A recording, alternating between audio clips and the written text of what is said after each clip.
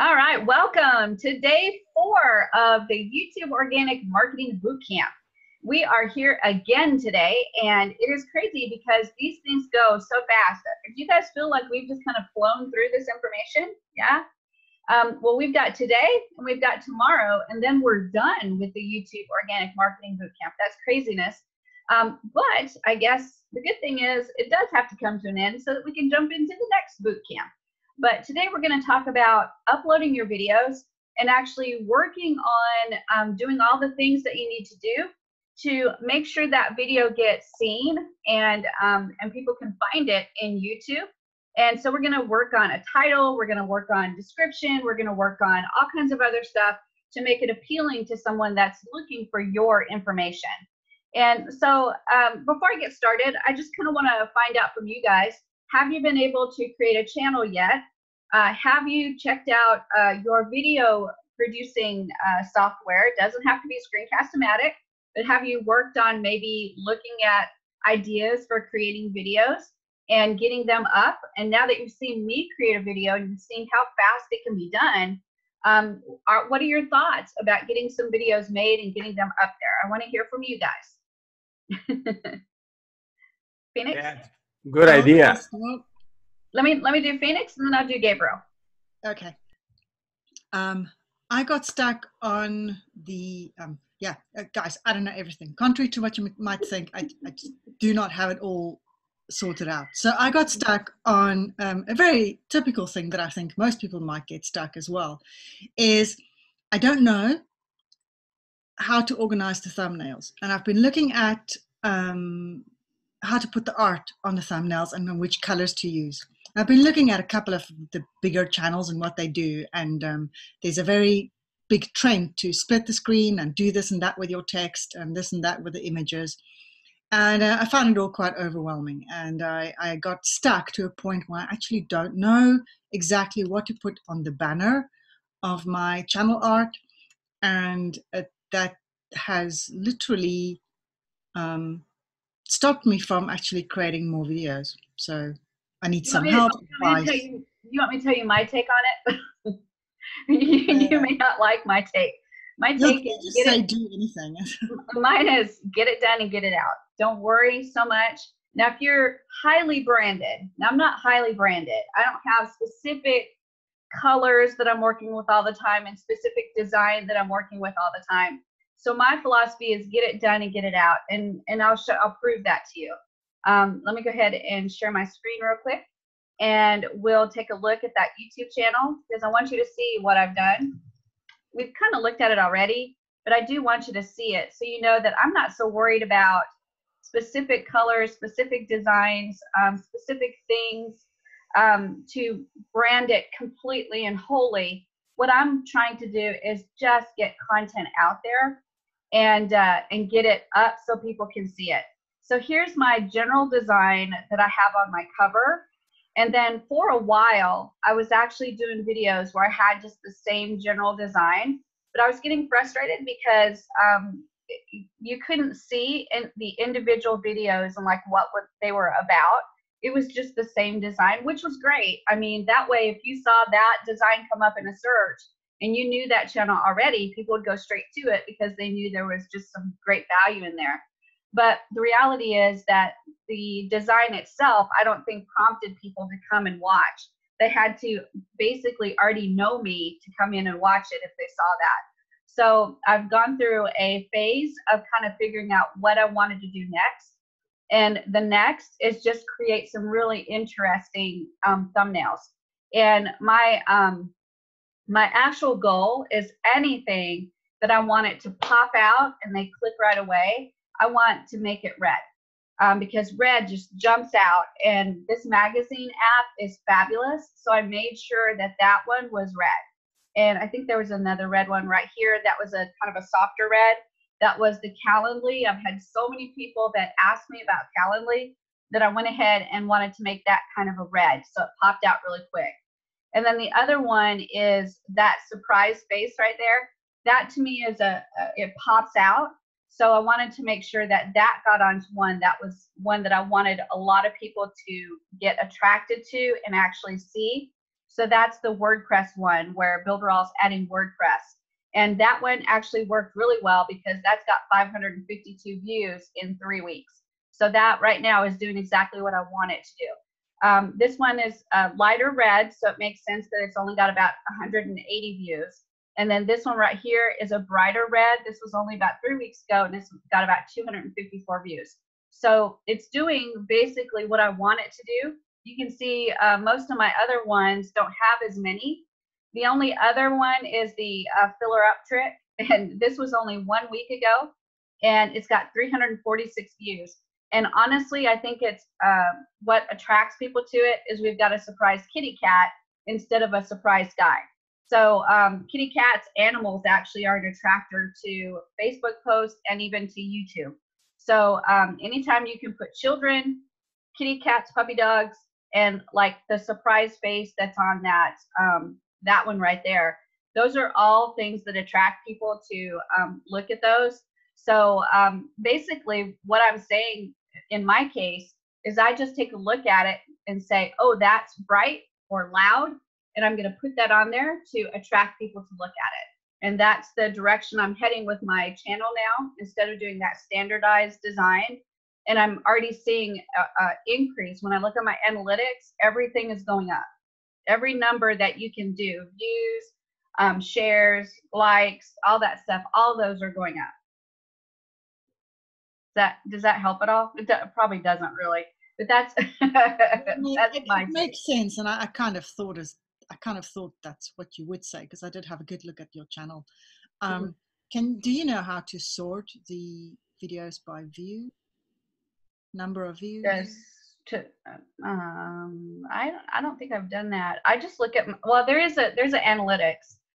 You can go into analytics. Let me see if I can jump into that real quick. And go into analytics, and it will have an area where it says the top videos. It'll tell you which ones are getting you the most, and then you can also do it the top videos within the last 48 hours, so that'll show you what's getting hit the most. And my kitty cat one is definitely in there, and then I just did that control one yesterday, so that makes sense that it would have the most views right now. But laughingly enough, this top video, I think, is that one where I'm in my pajamas and showing people how to make money on Builderall. I'm telling you guys, this is the one. Let me click it and see if that's the one. Yep, that's the one. How to make money with Builderall. It's because every time you mention it, everybody goes and looks for it. I don't think that's it though, because I mean, if that happened, then the control would have a lot more hits and a lot more views. I just think it somehow resonates with people. I don't know how, I don't know why, but it's certainly, it hits on Builderall, it hits on making money as far as search terms. So that's all really good. I streamed it live, so that's all really good. That helps it to rank. And then it's just, you know, people searching for how to make money online, that pops up too. So it's just a video that keeps getting views. And when you look at the analytics of this one, let's take a look at the audience retention. So they start off pretty good, and then they stick with it for a while. And then as it goes further along in the video, I lose them towards the end. So you can see that the retention is not that absolutely fabulous, but my guess is that I'm still getting good leads from this video, which is crazy. It's absolutely crazy, because I did it a year ago or something like that, a year and a half ago. But the watch time has gone down, the number of views have gone down, the subscribers that this has gotten for me has gone up, and then this video alone in the last 28 days has made me $6.49. So you can imagine, if I keep pumping out videos, right, then and I keep putting valuable content in there, then my views for the whole channel will go up, my watch time will go up, my subscribers will go up, and then the ad revenue from the videos will actually go up as well. But this is still, when I look at my advertising dollars, this is still my biggest advertising dollar video as well, which is, it's a crazy thought that video is the one that's the top one to make me money in YouTube, in my YouTube channel. I don't know. I don't understand it. Because again, I've tried to take that one off many times, thinking that is the worst video I've ever made in my entire life. And it still makes me money, still gets me subscribers, and it still gets me views. And so I'm not taking it off. That would be silly to take it off. So it isn't always, I mean, it's nice to be nice and polished and have, you know, everything ducks in a row and pretty and standardized across everything. But when you're first starting, and that's what this shows to me, is my beginning. I first started thinking I had to have all of that standardized, the colors and everything. But now that I'm changing things, I'm getting more views. It's better, longer views, more subscribers. There's a lot of things happening because I'm learning how to change that channel a little bit differently to attract people more. That old thumbnail that I had, that was not an attractive thumbnail, as in, if people didn't know me and they saw that thumbnail, it's not necessarily assumed that they would go, oh, that looks like an interesting video.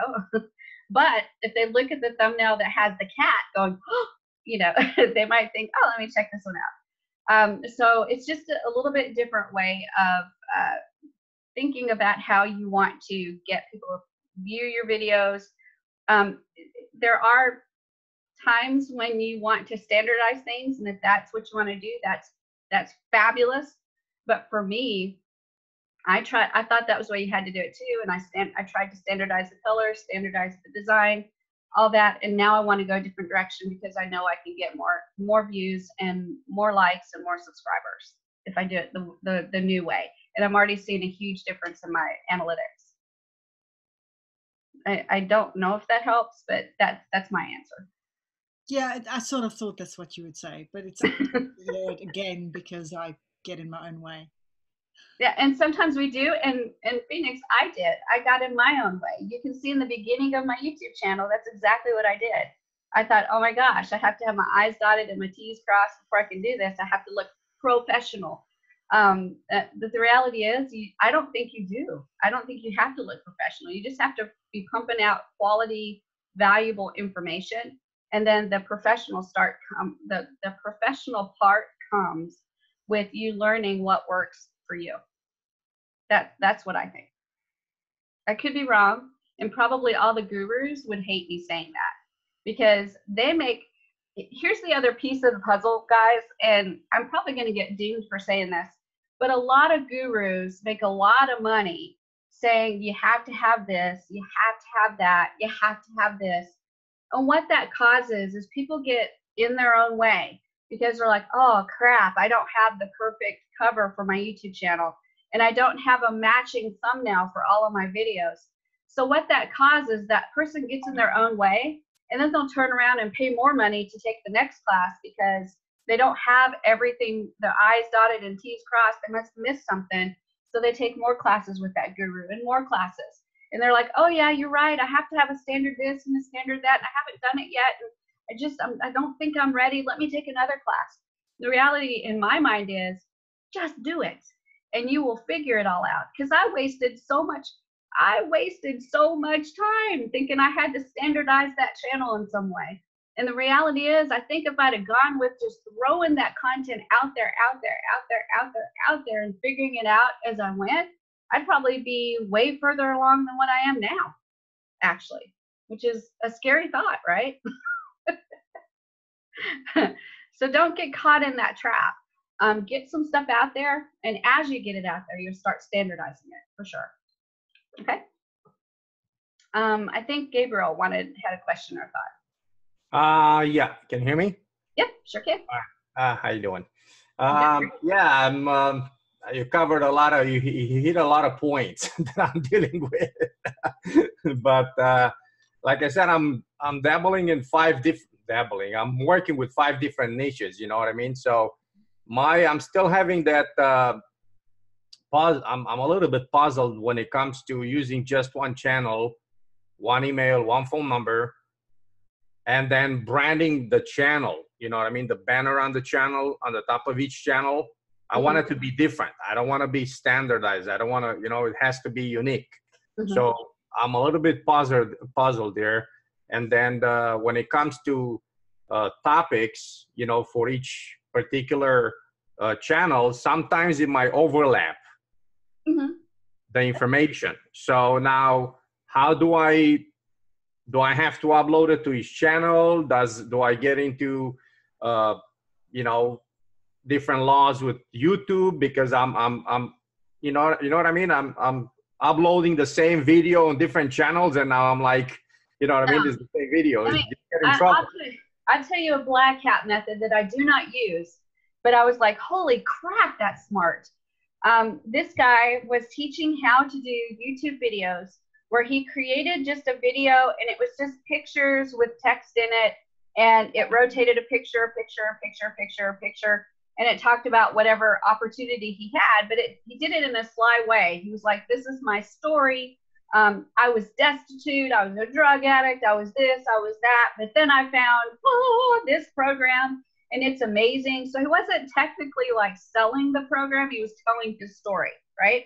And then, of course, in the description, he would have the actual link to the affiliate program, whatever he was selling. Can't remember even what it was. But what he did was he created a bazillion channels. A bazillion. I mean, you just had a bazillion channels. He took that same video and put a new front end on it, and then a new back end on it, and created a different thumbnail and put it on every single channel. The same one. So it wasn't like creating all new stuff. And to me, that's actually a black hat method. I don't think I would do that, because in my mind, if YouTube saw you doing that, they'd go, hey, dude, you're on drugs if you think we're going to let you do this. But the reality is, if you've got 5 niches and you just created a video, that video that goes across all the niches, I don't think they're going to complain if you put that video on all of those channels, right? What would happen is if you had 100 videos, all the same videos on all 5 channels, then they might be like, Gabriel, no. But a few videos here and there that are cross-pollinating, I don't think that's a problem at all. Plus, you've always got the option of adding it to a playlist. So instead of copying it up to this one and copying it up to that one, you can create a special playlist that says, you know, something like great videos from other channels, and name that playlist, and then put those videos in there, and then you don't have any problem. YouTube won't say a word to you about it because you're cross-pollinating like they actually want you to. Yeah, that was my other question about playlists. So you covered it. Thank you. And the other question I have is, I've heard this from numerous people out there, and I'm trying to implement it. Since I'm doing the video, you're doing the video on the topic, but how can I capitalize and use that content for multi-purpose? YouTube, article, Facebook, Instagram, blah, blah, blah, blah, blah. So now I do the work once and I capitalize on all the other channels, all the other platforms out there. That's like, you know, I heard that. I'm not sure how to do it, you know what I mean? But I heard it from other people out there. They're doing it. It takes work, as in you either write the article and then create the video on the article, or you create the video, then create an article off the video. And then you can create some Facebook type images, graphics to go with it. But it does take, you're just gonna have to create a checklist and say, I wanna create the article first, then I wanna create the video next, then I wanna create a Facebook graphic, an Instagram graphic, whatever graphic, and just have that checklist for every one of them that you wanna do like that. And say, check, I got the article done. And then check, I've got the video done. And then when everything's done and ready to go, you roll it out together so that across the board, you're saying the same thing across all your social media. So there is no, my actual question, because yeah, you're right about that. I kind of thought about it too, but is there a way to somehow get everything sent out to each channel? Facebook, YouTube, you know, I mean, I got the video, so I got to upload it to YouTube, or you have to go to Instagram now, I log in, post a contact. Dominic's dying. He's like, oh my God, I have the answer. let me let Dominic talk, because he's like dying up here. Good, Dominic. Yes, Gabriel, you can share it, and YouTube loves it when you share it. Like, you can share your video to Twitter, you can share it to Reddit, you can share it to Facebook, and YouTube actually loves it, because what you're doing is you're bringing people from other platforms onto YouTube. And then, yes, with that, which is another thing, Shelly's not really touching on YouTube's best practices yet, but in your best practices, they want you to do like closed captioning. So that closed captioning, you can take that, copy it, turn that into a blog. You can take your audio and you can turn that into like a podcast. So absolutely, and that's something that I'm doing myself, is I'm taking one creative and I'm chopping it up and I am putting it into, so I'm not doing the same work on multiple platforms. I'm doing the work one time, and then I am chopping it up and sending it out to all my different social media. So absolutely, yes, and that is among YouTube's best practices. And just real quick, there's a channel that I follow that I highly recommend. It's called Video Influencers. And one thing that Sean talks about is punch. He says, punch perfection in the face and hit record. There you go. That's right. Hit record. Yeah, I agree with that. If you are working too hard on perfection, you'll never get it out. Never, ever get it out. It's the same way with anything you do, the websites, the chat bots, the emails, you can go into that analysis paralysis on anything and then never get it out. So to me, the key is get out there, get your stuff out there, and let the audience kind of help you perfect. If you are maybe going heavy on the teaching, but you're better on just being light and talking about stories and stuff like that, your audience will kind of drive you to that. They'll say things like, that was a great story, but they won't comment on your teaching. Or that was a great joke that you told, or something like that. You'll get those kind of comments.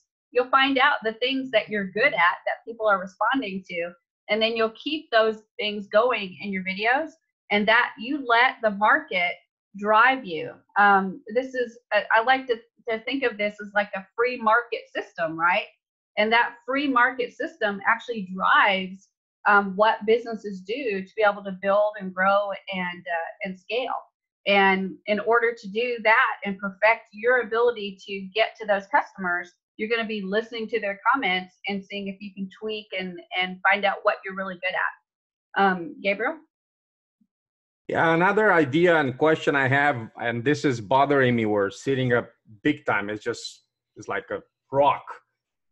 I get a lot of influencers. I have a lot of people that I'm, learning from, and it's great content, right? What's the best idea to capitalize, to leverage, actually, the best word would be, how to leverage that and bring this type of people on different playlists into a channel. And hey, you want leadership? Here it is. Best people on the planet right here. I mean, I could go and just read it and learn it and redo it in my own language, and that's good. I'm going to do some of that. But there's big, huge people out there that I'm listening to and learning from. And how can I bring that and leverage, but also capitalize on it? I don't know if I make sense. Yeah, there's always the option to invite them to do a session with you, right? You can do an interview or something like that. But there's a guy that I keep up with quite consistently, and you guys probably have heard me mention him before. His name is Cam Jennings. And he almost never comes up with his own content. He actually is so good at saying, hey, I was just reading an article the other day about so-and-so said such and such, and I thought it was so profound that I wanted to expand on what he said. So he's given the guy 100% credit for what he learned from him, and he's exposing what that person said, but then he's kind of stretching it out and putting his spin on it. And that is like perfectly okay. You're giving kudos to the guy that you got the idea from, but then you're putting your spin on it, which puts you in a position to be seen as kind of their level, right? So it's okay to bring their name in, to bring what they said in, and to give them those kudos, and then kind of expand your idea on it. Now, obviously, if they came up with something like what's Dave Sharp's The Legendary Marketer, you wouldn't want to take something like The Legendary Marketer and say, I came up with this great idea of legendary marketer. But you could say something like, Dave was telling us about failing forward. And you can say, you know, Dave Sharp was talking about failing forward the other day. And I want to talk about what he said and what I think about that. Right? So that would be a way to take an idea about what Dave Sharp said and give him kudos, give him credit, but then stretch it to have your input in there as well. Is it okay, because I don't want to get in trouble, is it okay to do exactly what you just said, but then cut bits and pieces of somebody else's video and put not unless you get permission. Permission, right? Right. You don't want to do it unless you get permission. The only exception is YouTube does sometimes have a Creative Commons where you can actually use other people's the stuff, but there's rules even with Creative Commons. So you have to give them attribution or something like that. So if you're looking for something specific, like say you wanted to find something on Dave Sharp and what he was saying about failing forward, you could look up Dave Sharp in YouTube and then look at the licensing to see if he had anything in Creative Commons that you could use that would allow you to do that. If not, then it's perfectly okay to say, hey, I'm doing an article and some videos on your idea about failing forward. Do you have any videos that I can use, maybe some snippets about failing forward that I could add to my video? And they're either going to say yes or no. And if they say no, you're no worse off than you were before. If they say yes, you're much better off. So it just takes, taking the initiative of saying, hey, do you have any videos available that I could use? I would love to promote this idea of failing forward using your words and actually expand upon it with some of my ideas as well. So it's like failing forward is John Maxwell. He wrote a book for failing forward. So just give kudos to John Maxwell, talk about John Maxwell, talk about the ideas. You can do that all you want, as long as you give credit and just have it. That's exactly right. And then somewhere in there, you can say something like, if you're interested in a book that he's written blah, blah, book, guess what you're going to have as a link in your description is the Amazon link to that book, right? Correct? So you're going to make some money if they decide to buy it. Right. So it's all that spider web. Remember we talked about that spider web that we said that we were going to create? That's all about that spider web. So if you want to mention Dave Sharp and what he said, and he's got a book out, and mention it, talk about what he said, put your spin on it. And oh, by the way, here's the book of Dave Sharp's. In the description, you can click the link and go straight to it and get it off of Amazon. So that's the exact my point, because I'm trying to, I don't have to get bogged. Oh my God, I got to be good at this, and I have to tell the whole story and the whole thing. It's just talk about the idea, give kudos, give credit, and then don't be afraid on people going and checking out John Maxwell, right? But also in the whole thing, how do I capitalize on it so I'm not just giving out information and now what? I'm just all this guy that talks about everything, and you know what I mean? How do I capitalize on it? How do I think that's exactly how, because I guess here's an example. Way back when we were doing the sales funnel boot camp, when I mentioned for you guys to get that Funnel Hackers Cookbook, which is from Russell Brunson from ClickFunnels, did you guys think anything less of me?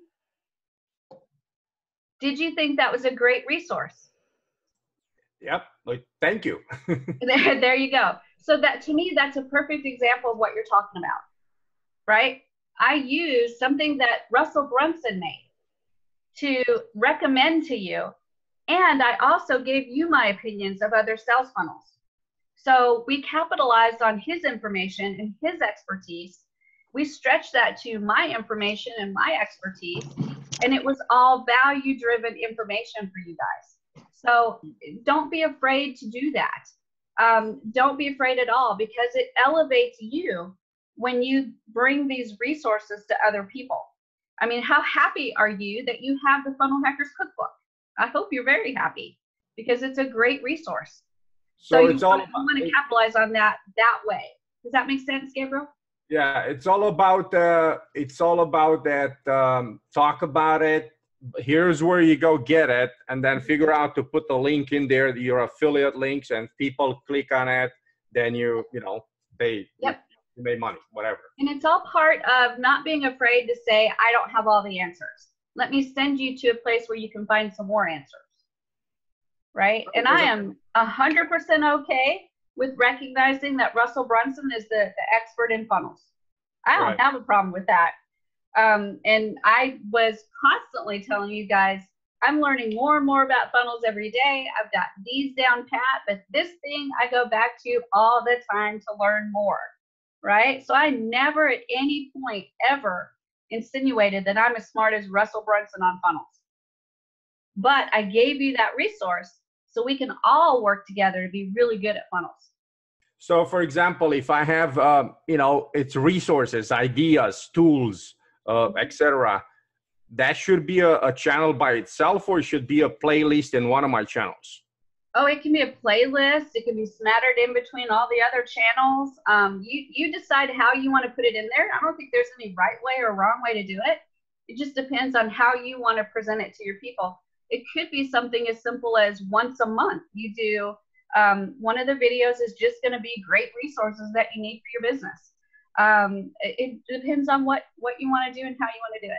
Yeah, just if my thinking is that because now you're going to have all these ideas all over the channels instead of having one channel, and now you're branding that, and now people know you throughout 2 years, 3 years, 5 years from now. You have everything in one place. You're branded. Everything you've done it strategically with a goal in mind, and you thought ahead. That's how I think. That's how I want to do things. You know what I mean?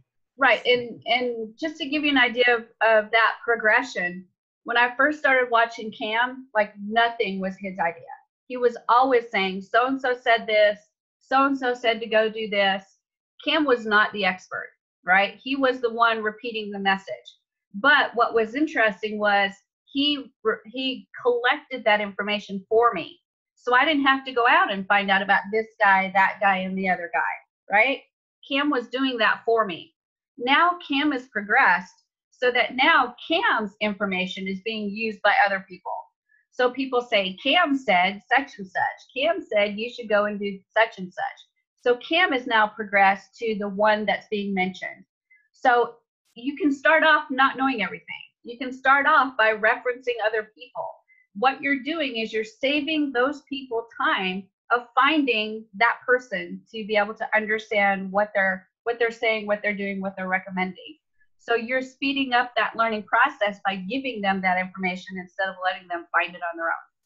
Because my idea with all these things, what I just talked about, Shelly, is like how you can become an attracted marketer, being resourceful. People can be attracted to you. Oh, you know what? I'm going to go to Gabriel. Gabriel should know this. Gabriel. That's my idea behind the whole thing, what I'm trying to accomplish. You know what I mean? Absolutely. So, and the magic of it is you don't have to know everything. You just have to know some resources and then point them to other resources. You are going to be their library, but it's not because you know all the information. It's because you know where to find the information. And you're going to collect it and you're going to bring it back for them. So I apologize to everybody. The reason I asked this because I want to do it right. I want to do it good. I want to do it leverage and don't get in trouble with anybody out there. So if I don't ask all these questions, I'm like, so. No, it's great though, because probably everybody's having some similar questions. Are you guys having similar questions about how do I do this if I don't know everything? Gerard, did you have a question? You're actually breaking, Gerard, you're breaking up really, really bad. I can't hear the question at all. Can you either work on your mic or type it into the chat and I'll see it in chat, okay? Because it's breaking up really, really bad. Don't know if he has a fan on. You got your fan on or something in the room? He's like, oh, that might be it. It did sound like a fan. Phoenix, go ahead. I have a question. You showed briefly there, you got ad revenue building up. What is the requirements for YouTube before that gets considered? I think if I remember right, you have to have 2,000 subscribers maybe, or 3,000 subscribers. Or 1,000. Oh, okay. 1,000 subscribers. And then the other requirement is you have to have an AdSense account, and you have to connect that account to YouTube. And those are the two things that you have to be able to start having ad revenue on your YouTube channel. All right, Gerard?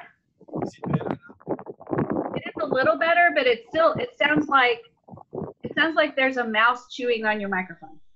There is one. Ah, there. That's better.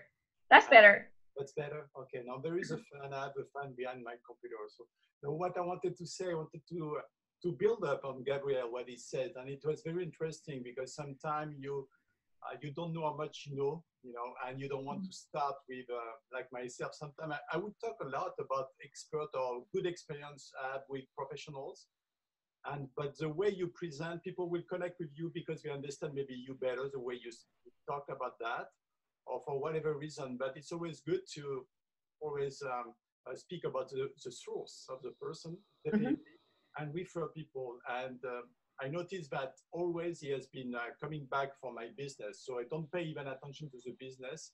I pay just attention to the relationship I'm establishing first, and how much the value is perceived, and does the person in front of me is getting, is winning with that, is helping him. If yes, I don't worry about the business, and the money is just the reward of it. It will come at one point.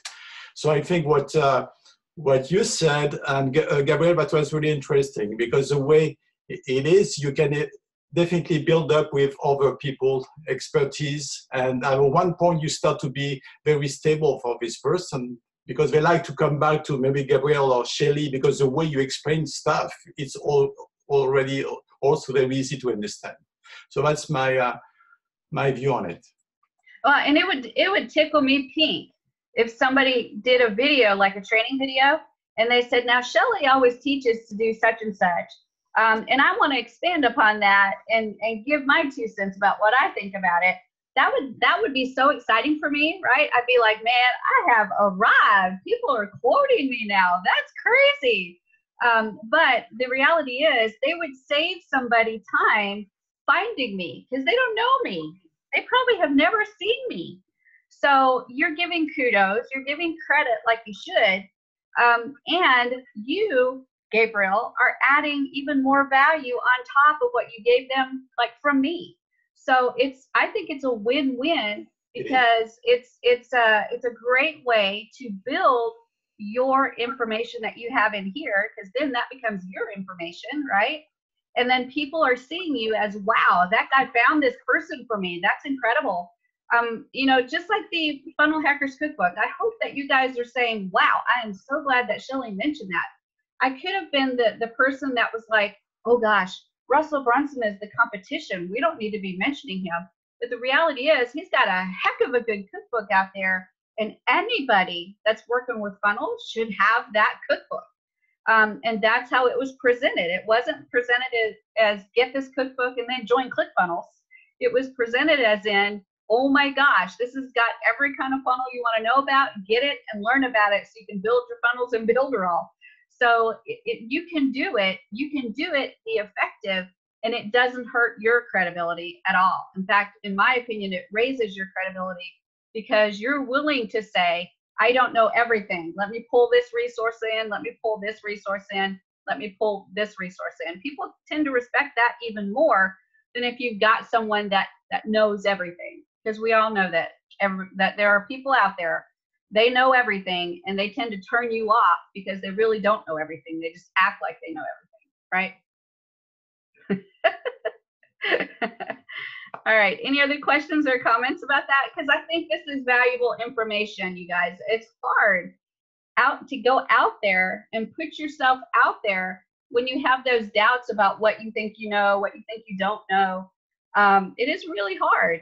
And sometimes you have that imposter syndrome, right? Have you guys ever experienced that? Where you think that if you do a video and put it out there, people are going to think you are an imposter? Have you ever had that? Everybody does. I still have it. I'm still convinced that people are going to figure out that I'm dumb.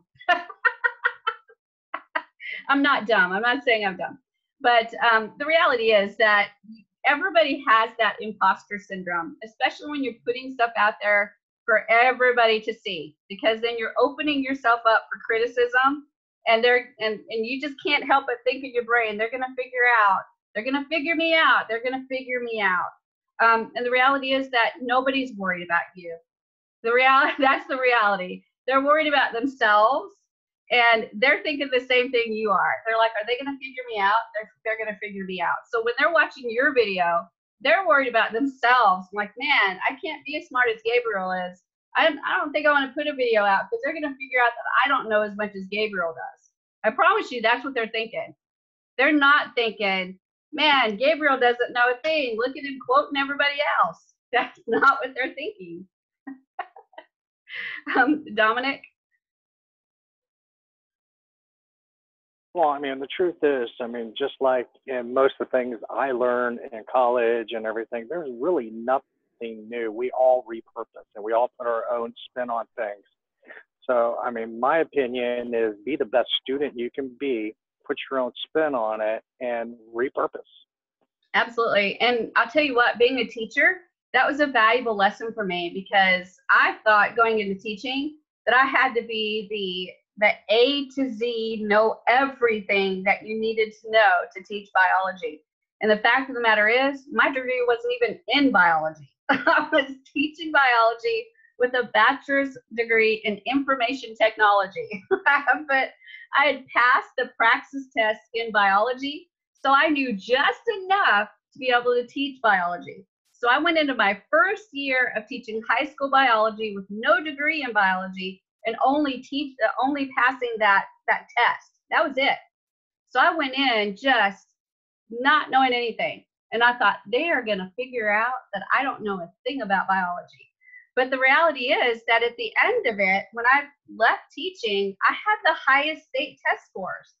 And it wasn't because I knew everything. It was because I kind of approached teaching differently.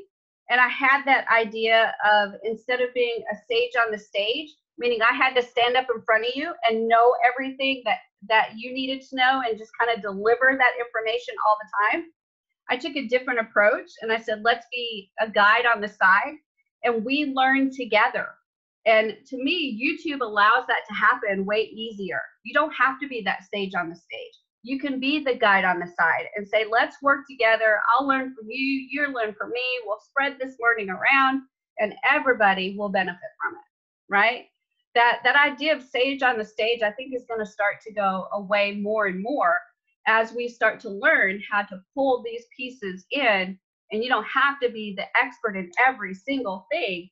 You just have to be willing to share those resources that you have. And then you're elevating yourself, you're elevating the people that are watching you, and everybody benefits, right? Davida, go ahead. Yeah, whatever you say, you know, if you ever listen to every motivational speaker, they're all saying the same thing.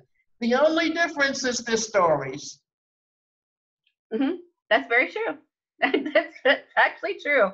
And what's funny is Tony Robbins is making like $1 bazillion, and I'm not sure what he says is that different than what Gabriel would say if he was doing that same type of speech, what Davida would say if she was making that same type of speech.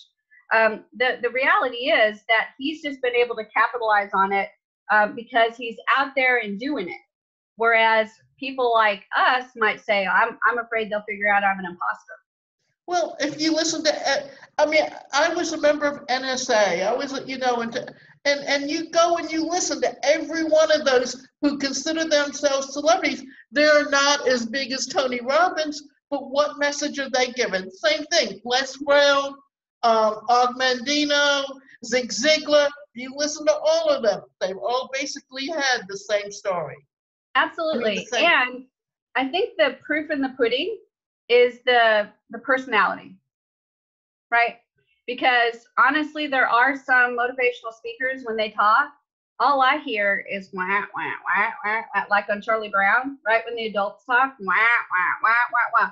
Their personality is such that I just can't listen to them. I don't resonate with them. There's something about them that rubs me wrong. So whatever comes out of their mouth, it's just not going to stick. In fact, it's just going to curdle me, right? So I can't listen to them. But then there's some that when they talk, I'm hanging on every single word because for some reason I resonate with them, and every word they say is coming into me and I'm processing it. So you may be a huge fan of Tony Robbins, but not a fan of, say, somebody like Pat Flynn. That's okay, because we each have ways that we resonate with people where we can accept that information and internalize it. So that's what you're doing when you put yourself out there, is you're figuring out who your people are that are going to resonate with you and the way do you deliver your information. That's all it is. And so when you start creating your YouTube channel and you're doing your videos and you're looking for that organic marketing, you'll find your tribe. I don't say tribe very much, but you'll find your tribe, the people that resonate with you, and they will hang on every word you say. It's the weirdest thing, but it happens. I'd have never thought in a million years that I would be doing classes like this and have so many people that come in every single time I do a boot camp and have people tell me, Shelly, I want to listen to everything you say. I want to hear everything you say. Everything you got, I want to be there. Hang on every word you say, honey. But that's the reality. That it weirds me out still, because I'm just like, this is so cool, you guys, right? Sorry, go ahead, Gladys. I always stress that every product has its own client, and every person has its own audience. So don't worry about it. If someone can listen to you, maybe the other one next to that person will be in touch with you. You know, that's exactly it. That's exactly it. So get your material, your content, your videos out there, and let people find you and connect with you and resonate with you. They won't all connect and resonate with you, because believe it or not, I can do a training video and people will bypass that video because they don't like me, they don't resonate with me, they can't listen to me, and that's okay. It doesn't hurt my feelings, because after being a teacher for 10 years, I had those students that just, it didn't matter how hard I tried, they couldn't accept the information that I was giving. They weren't ready for me, or they didn't like me, or they just couldn't connect with me in a way. That happens, you guys. There's not really anything you can do. You can only give so much, and then that person either accepts you and accepts that information you're giving or not. And it's not really about you. It's about them and where they are and what they are ready to do and what they're ready to listen to, right? So exactly. you have to just get it out there. Get it out there and get it done. That's the most important thing, is take action, get it out there and get it done. You'll never know until you get it out there and get it done. Can you imagine if I'd have never got my my video up there where I'm in my pajamas with no makeup on and my hair crazy? Right? It wouldn't, this may never would have happened. It might have been that one video that made all this happen. That's crazy. So get out there and get those videos made. So let's talk about some stuff that we're going to work on today, with working on getting our YouTube videos up and getting some stuff done to make sure that they are ready to go for viewers. So I'm going to go ahead and share my screen, and I'll show you what I worked on this morning to get ready for today. And what I did was I created a couple of videos just really quickly. And let me jump into Screencast-O-Matic and I'll show you what I did. I've got how to share your website, which is a really quick video on how to do the public layout. Just not a very difficult video to do at all. And I think it was just a couple minutes long. Let's see, it's 2 minutes and 15 seconds long. And then I did another video, which was how to manage desktop versus mobile. And this one was 4 minutes long. Now I've already created the thumbnail, and I also added the don't forget to like, comment, and share at the end. So these videos are basically done, and I did name them. I named the first one how to manage desktop versus mobile view, and I named the second one how to share your website. So these are named and ready to go. So I'm going to show you how I upload these not using Screencast-O-Matic. I'm going to upload these using the YouTube tool to upload, okay? So I'm going to go to YouTube and go to my channel. So I'm on my Builderall Master Training channel right here. And I'm going to go ahead and click this little camera with the plus sign on it. So when I click that, I can choose to upload. I've got another new version of upload video. I was just looking at this last night, but I can't remember exactly what there was about it, so I'm not going to go into that today. I can choose to go live, or I can create a post. I'm just going to do upload video. I'm going to show you the regular old way that I do this. So I'm going to go to upload. And this is actually how I upload all my tutorials and trainings that I do for Builderall. I do them in batches. So all I do here is click select files to upload. But the first thing I need to do is go into Screencast-O-Matic and save them as videos. Right now, they are in the system as just Screencast-O-Matic projects, and I have to save them as an actual video. So I'm going to click on this first one, and I'm going to click Save as Video File, and I'm going to save it as an MP4. And I'm going to keep the file name the same. The folder is the Screencast-O-Matic folder. The quality is normal. I can choose a higher quality, but in this version, if I go higher quality, the size of it's going to be huge. So I keep it a smaller file when I'm saving it as an MP4. And then I'm going to click Publish. And so it's working on it. I can do Continue the Background, and I can click the second one, and I can do the same exact thing. Save as video file, keep the name the same, the folder the same, everything the same, and I click Publish. So it's now doing 2 at a time. Instead of doing 1 at a time, you can do many, many, many, and it will go all the way through and save each one of them as an MP4 in the file and folder that you want it to save. So it's now working on that for me, and the first one's done, and the second one is in progress. So while that's working, I'm going to go ahead and go back to, I can just close this window here, and it's still working. You can see it working right up here. And then I'll go back to YouTube. So I'll go to my browser, I'll go to YouTube, and I'm going to upload those videos. So I have to go to my Screencast-O-Matic folder, which is somewhere around here, Screencast-O-Matic. And here's my all my videos. This is a ton of videos. So the first one was how to do something. So let's see if we can find the how to. They're in alphabetical order. So how to share your website. That was one of them. So I'm going to click that, and then I'm going to click Open. And what it's going to do is it's now going to go through the upload process. And if I go down to the bottom here, there's a little button that says Add More Videos. So I can click on that. And I can find the other one, which the name of it was How to Manage. So we'll look for the How to Manage. So it's a H.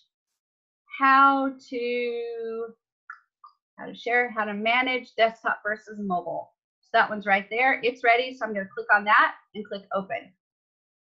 So now they're both uploading. This one is done uploading and it's processing. So right here is where I can make sure the name is what I want it to be.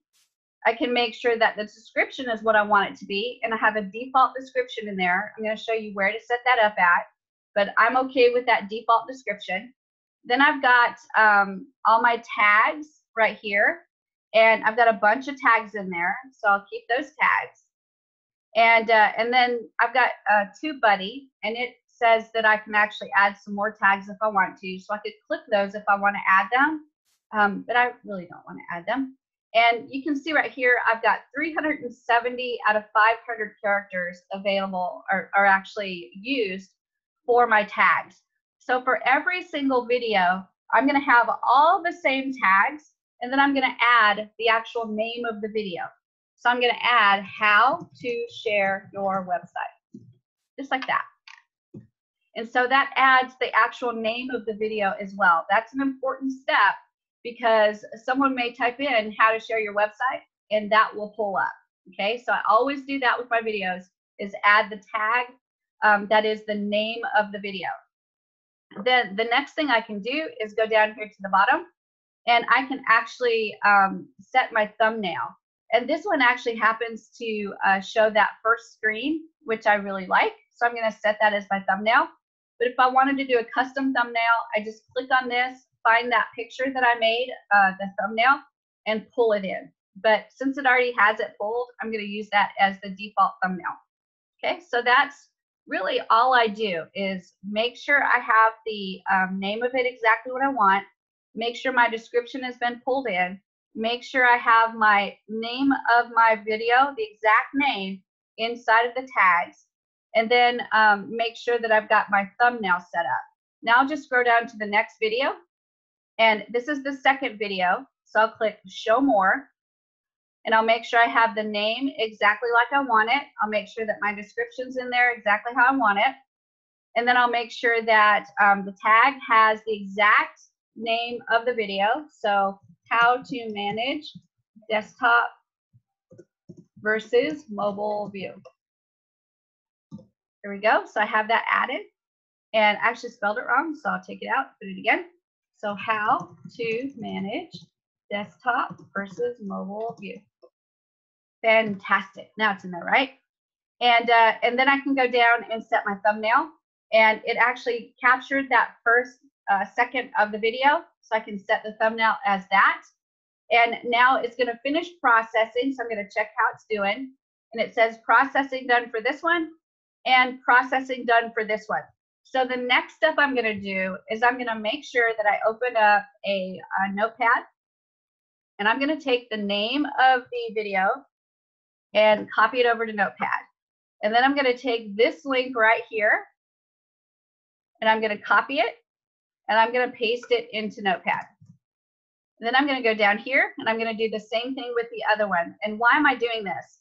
This is how I'm going to keep track of the videos that I've shot on YouTube, because once you get to a large number of videos, it's going to be harder to keep track of what you've done. So you want to always make sure that you've got a master file that has all the videos that you've shot in there, the name of it and the link, so that you can go back and at least have that list, and then start organizing, and you can start creating playlists and stuff like that. You can still do the playlists manually, but man, if you have those URL links, it makes it so much easier. Just to give you an example, with Builderall's YouTube channel, we have over 2,000 videos. I think now we're hitting almost 3,000. And to go back and look at those, they never did keep a master list. So for the last year that I've been with them, year and a half, making videos, I have a master list of every video I've shot. I've got the name of the video and the link to the video. And then I also have it categorized, so all my Mailing Boss ones, all my Pixel Perfect ones, all my Responsive Builder ones, and all that's actually really important, because when people ask me a question, I can look at that list really fast and find the video that they need linked. So if you guys have ever seen, I actually respond really quickly to finding videos and getting them the actual link to that video so they can watch it. To me, that's an important part of what I do with Builderall. And then if you're running a YouTube channel and somebody has a question about something, you want to be able to find your videos really fast so you can reference them quickly, instead of you going, I think I shot that video, I'm not sure, let me see if I did one on that. It's really helpful if you you know those videos that you shot, you're able to find them and you can get that link for them. So now I've got everything I need. I go ahead and click Publish All.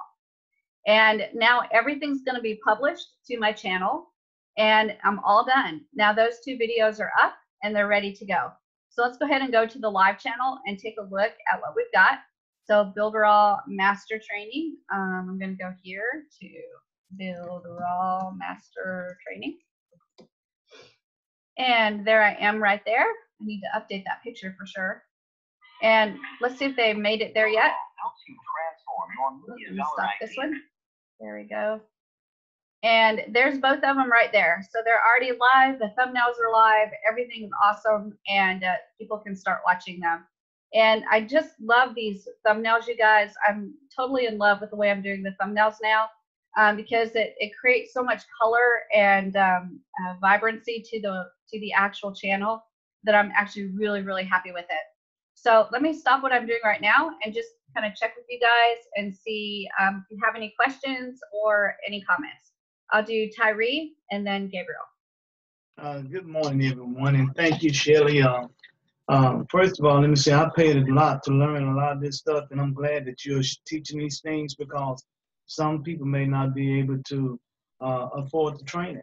and it makes a difference when they're learning in a way. And might I say, your teaching skill is paying off. Okay, thank you. I have two questions. Number one, how many tags is too many tags? Because I've been using just 5 tags because in the past when I used more tags, sometimes YouTube was giving me an issue. So doing a little research and from some trainings that I had, it said just use 5 tags. So I'd like to know that so we can use more than that. You have up to 500 characters. Use those bad boys. So for Builderall, I've got Builderall, Builderall Diva, Pixel Perfect, Canvas, how to make money with Builderall, how to build a website with Builderall. All of those are in there as my standard tags for every single video. And that's why a lot of times when you'll do a search for Builderall, you'll see like 5 of my videos in a row. Because whatever you typed in, it hits on every single tag for those videos. It just pops them right in a row. Great. Earlier I couldn't make a comment about, because I was busy. I have finalized my channel. I've already got a good title name. Did a little researching. And that, it does make a difference. So I'll be setting that up today on my channel art. Oh, 2 questions. One is using a Builderall banner or something like that. Would Builderall be okay if I use the banner, but like put my picture on the banner or something like that? Yep, okay, absolutely. They do have the banner cover art available, and as long as you don't alter the logo, and I'm not sure if it has a logo on it, I can't remember, but as long as you don't alter the logo, then you should be okay. Okay, great, because I wanted to be able to do that. And using Builderall's marketing information right now is time saving versus holding up until I get some channel art done. Number 2, I didn't realize that thumbnails now make a big difference as far as SEO and things like that. So I took some of the information we went over yesterday and found a thumbnail tool that I got. I also got a movie editor. I like Screencast-O-Matic. I did not know that it had come as far as it has. The only thing that it didn't have that I needed was to be able to do multiple tracks, but you mentioned one video editor yesterday, and I'll be messaging you to see if you have an affiliate link for that. The other thing is, I saw where you have TubeBuddy, because I've seen that come up on my channel, but I didn't know much about what it was, so I have not used it because, again, I didn't know if it was safe to use. It is absolutely safe to use. It costs, I think, $19 a month maybe, and I've gotten way more than my revenue back from it because TubeBuddy gives me analytics that I can watch a little bit closer than just the regular YouTube analytics. So I can see exactly what's happening on my channel, but I can also go to anybody else's channel and take a look at what's happening with their channel and then refocus and change my channel to hit those areas that the other channels are hitting. And I had one other question that I've been waiting. I wanted to ask you Monday, but I was waiting until today because I remember you saying we were going to be uploading today. When we did the previous boot camps, you had, and we were speaking about videos and uploading videos. You had given a little code or something like that, a link or something we can put at the end of our video channel, something like that, to where you could we could look at any channel, and on that video it would tell you what tags they had or something like that. Do you remember? Oh gosh, I don't remember. Let me think about that one because that one's not right on the top of my head. But let me think about it, and if it pops up to my head, I'll let you know. Okay. Okay. Thank you. I don't remember that one. Yeah, but it was something. It was a link or some name or something like that that you had given us, and no matter what video we pulled up, it showed the tag and all those things like that.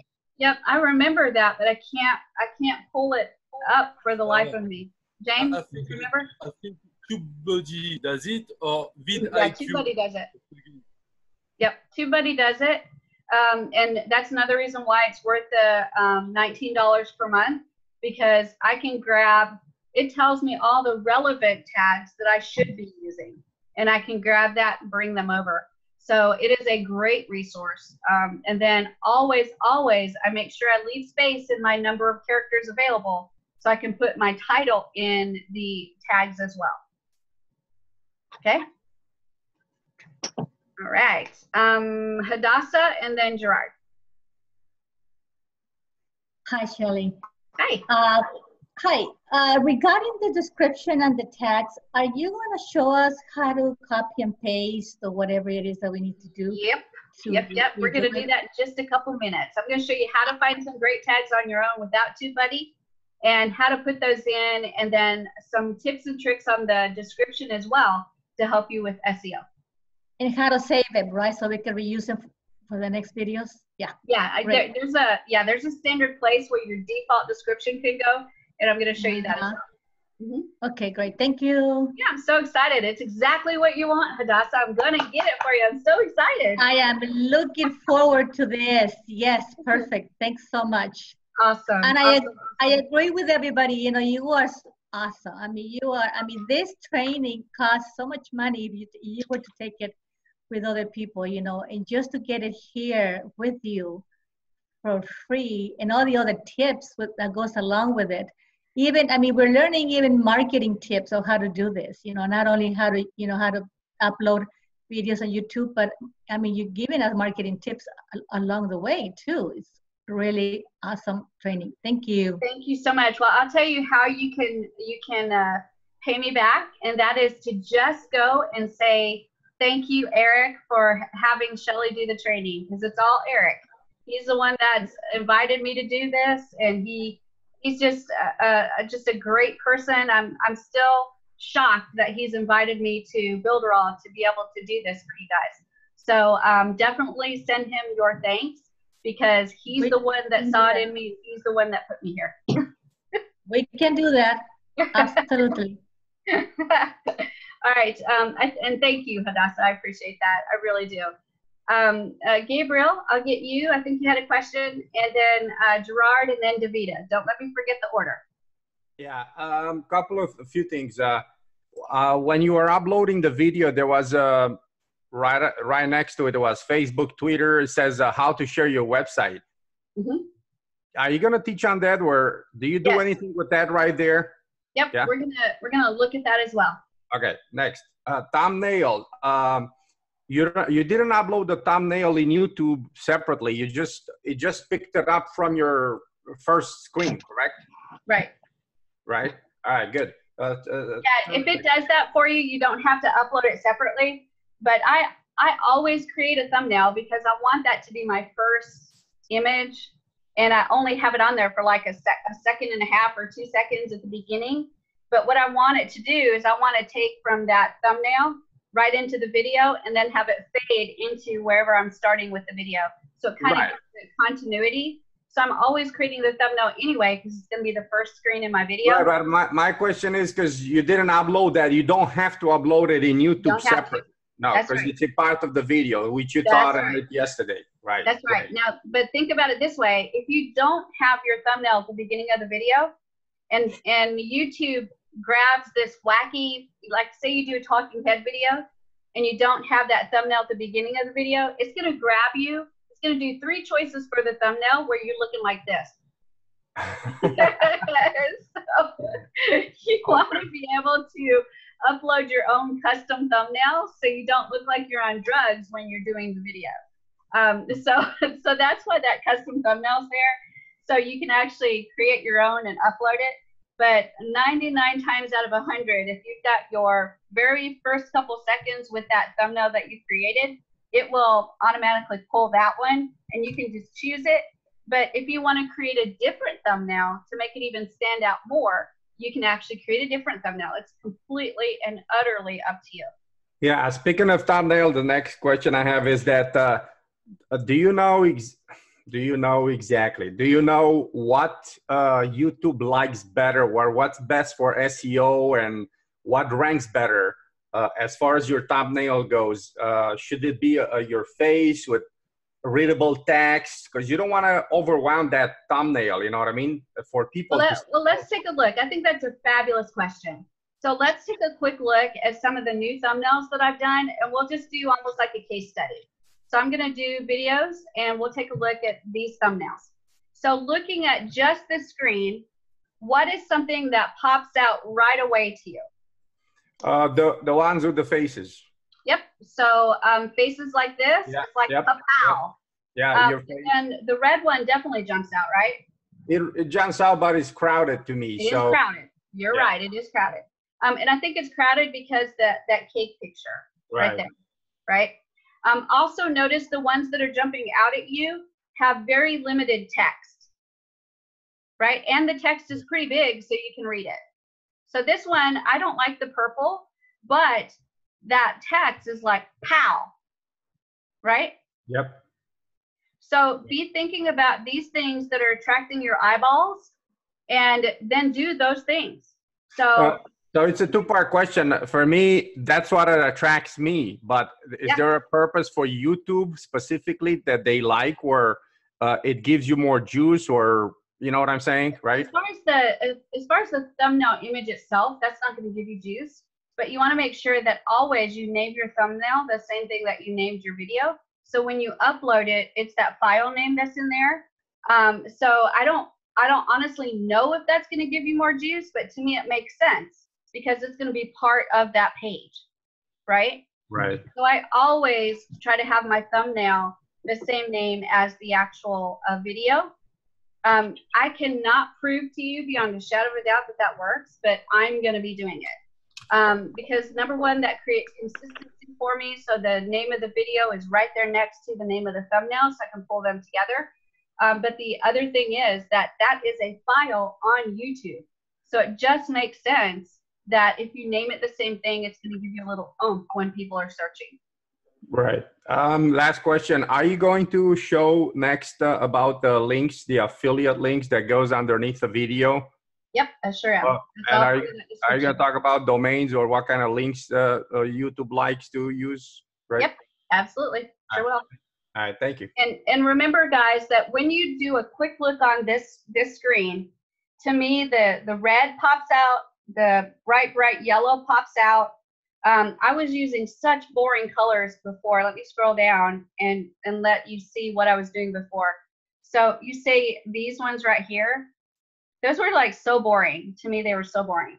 So it's definitely a huge change to go from boring. Here's where I started to make the change, but that was still boring. And then I popped up into not boring. And now again, just a month ago, about a month ago, I'm seeing my numbers just go up. They're just going way up. And it's because these are actually getting more attention. And again, I think it's the bright colors, the larger text. They don't have to squint to try to see what the name of the video is on the thumbnail. And then I'm using things like the faces and the animals to be able to just kind of grab their attention. So in a sea of thumbnails, my goal is that mine hopefully stands out a bit because the noise is getting bigger about Builderall. So you have to have something else to help you stand out, okay? Did that help? All right, the next one I think was Gerard, so go ahead. No, it was, Yes. Oh, was it Davida? I'm sorry, Davida? yeah, I've done videos on YouTube, and now I'm understanding why and what I need to do to make it, to get the following. Good. And guys, this is not something that I'm like so versed in. I always do that thing that I just showed you how to do. I go to look at the videos and what attracts me immediately. And it was so clear when I was looking at my videos in between all other videos that I was so boring, right? Even though I was still getting hits and people were signing up, it was like, oh my gosh, I'm missing the boat on this. Watching my videos in between everybody else's videos, I was like, who would click on that? I've got such calm, quiet colors. Who would click on that? So in my mind, it was just a matter of figuring out how to look at it differently Because again, I think I was in that area that Phoenix was. I thought I had to have consistency and I had to have all the same colors all the time, same design. That way when they saw it, they knew it was me. And what I'm finding out now with this month-long experiment is that now that I'm changing, it's dramatically changing. All of my numbers are going up, and it's because my videos, the thumbnails are way better. So that is a learning experience for me. So what I suggest to you is do that same thing. Figure out what is probably going to be most attractive to you. Don't worry about anybody else. Worry about you, and build that way. And then let your market help you refine that. Okay?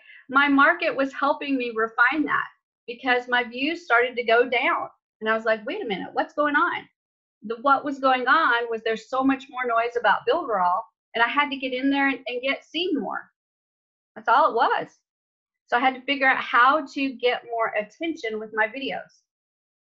Right? Okay. Let's see, Gerard and then Dominic. Yes. First, I wanted to say thank you for this demonstration, because that's very interesting. But the number one thing in marketing is always to attract attention, right? That's right.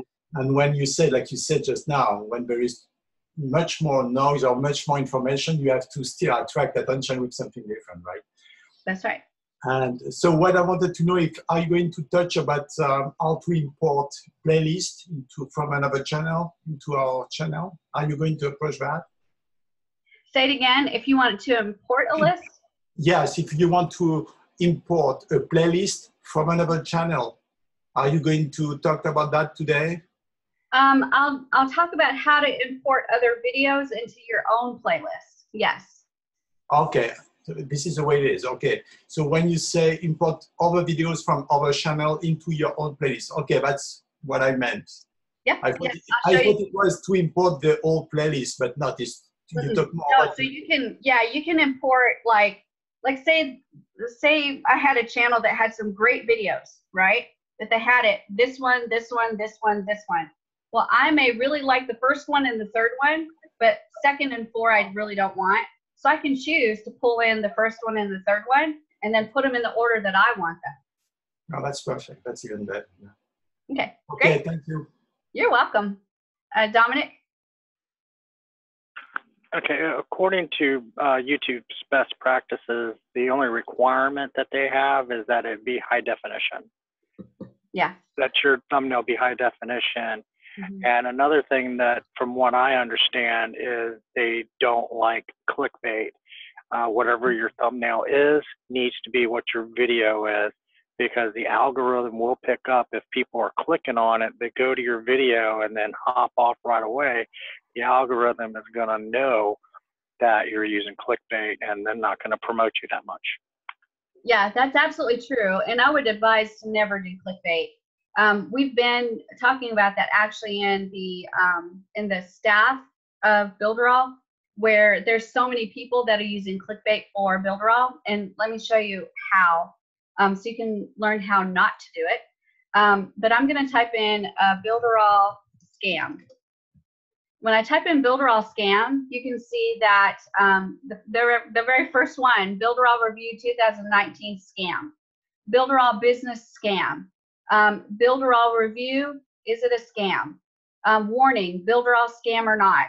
These are not the way. This is not the way to advertise anything, right? Because most of these are probably actually Builderall affiliates. And what they're doing is they're trying to find people that are truly trying to figure out, is Builderall a scam or not, right? Is it a scam or not?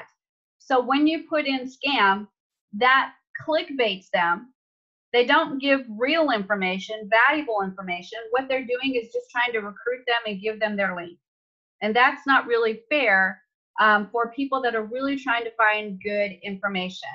So number one, if you do that with Builderall and they find out, there's a really good chance that you may lose your spot in Builderall because that's against their terms. And then it's just not honest, right? It's just not honest as a marketer. And we all know marketers lie. That's just a thing.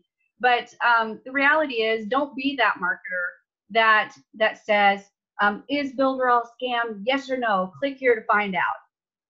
because to me, it's the wrong type of advertising for our company. We want Builderall to be a transparent company, an honest company, a good company, an open company, a good community to be a part of. And you're bringing them in based on the fact that you're trying to classify it as a scam. And here's what happens in some people's minds. They'll go and they'll type in something like Builderall or Builderall scam or Builderall review or something like that.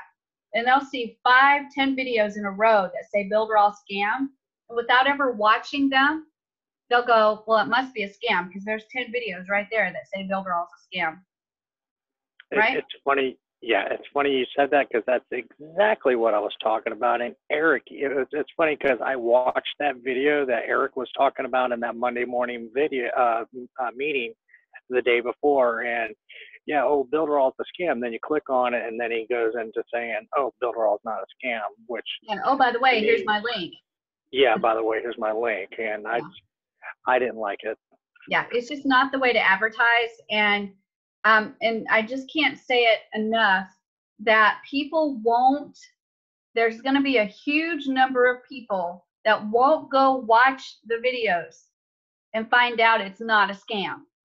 They'll just scan through real quickly and go, my God, there's 10 videos on Builderall being a scam. It must be a scam. It must be a scam. I'm not going to join. And the bad part is that they could have clicked on your link to find you as their leader. But now they've seen 10 videos that classifies it as a scam, so they're not going to join. Right? So it's just not the right way to advertise. And I would definitely not go the route of clickbait. You want to be, whatever the name of your website is, whatever your thumbnail has, make sure that it's clear what's in that thumbnail.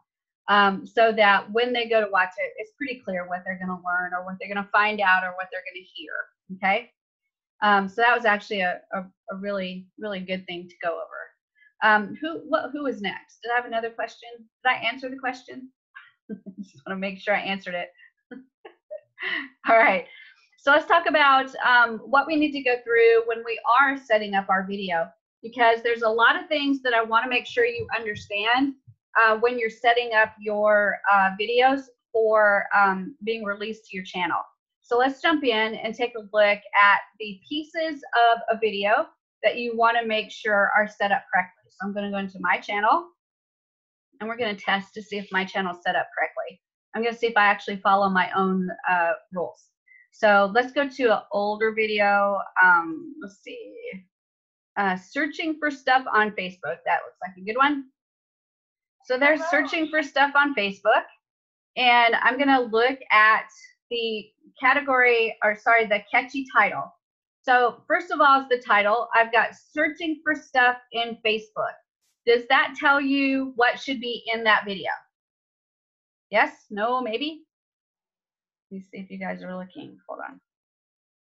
Searching for stuff on Facebook, that's all. Yep, that's exactly what I teach how to do in that video, is how to search for stuff in Facebook. And so catchy title is important, and it has to be descriptive of what you're actually doing in that video. So if I say, what could be a very elusive title? It might be magical things in Facebook, right? Magical things in Facebook. Does that tell you anything about what's in that video? Not really. Maybe some people will click on it if they want to know something magical in Facebook. But if I say searching for stuff in Facebook, I think it's pretty clear that we're going to be learning how to search for stuff in Facebook. I could probably even refine it more, but you don't want really long titles either, because that'll drive them crazy trying to just read the title to see what's in the video. So short, sweet, to the point, and no clickbait, okay? Then the next thing is a complete description. So I'm going to open up this description. And the first thing that you need to have in your description is any attributions that you want to give out for resources that you've used in your videos. So if you talked about Cam Jennings, then maybe put a link somewhere in that description to Cam Jennings, or a book. Or if you've got an affiliate link to one of his products, make sure you put that in there. If I was talking about Cam Jennings and mentioned him in the video and referenced him. He's got several products like on JVZoo and Warrior Plus. I would definitely be an affiliate of them, and I would put my affiliate link in there and then let them know, here's one of Camgenics products that I talked about. Here's the link to it, okay? So you definitely want to give attribution. Also, if you're using somebody's music, even if they gave you permission and you have every right to use it, give them attribution. That's just a good thing to do. It's a good practice to stay in because it might lead to somebody contacting you and saying, hey, I saw that the music you had on that video was such and such. How can I get a hold of them? Okay, so that's just always opening those doors for contact. And then anything you use that's somebody else's stuff, give them attribution. Make sure that you reference them somehow. That makes you look awful professional. I mean, very, very professional. And those people, I can't tell you how many times Cam has contacted me and he said, I had 12 people sign up today to my Epic conversions. And I just wanted to send you a note and say thank you for sending those people my way. I've got a connection now with Cam. I talk to him, he talks to me, and it's a great connection. I've done the same thing with Pat Flynn, and I've actually gotten to talk to Pat Flynn because I am referencing, I'm attributing, and I'm sending people his way. So the reality is, guys, that this is a professional thing to do. It opens doors, and it creates that spider web effect where you're connecting with people, you're connecting with programs. It's a whole big network that you're trying to set up, okay? So attribution is really important.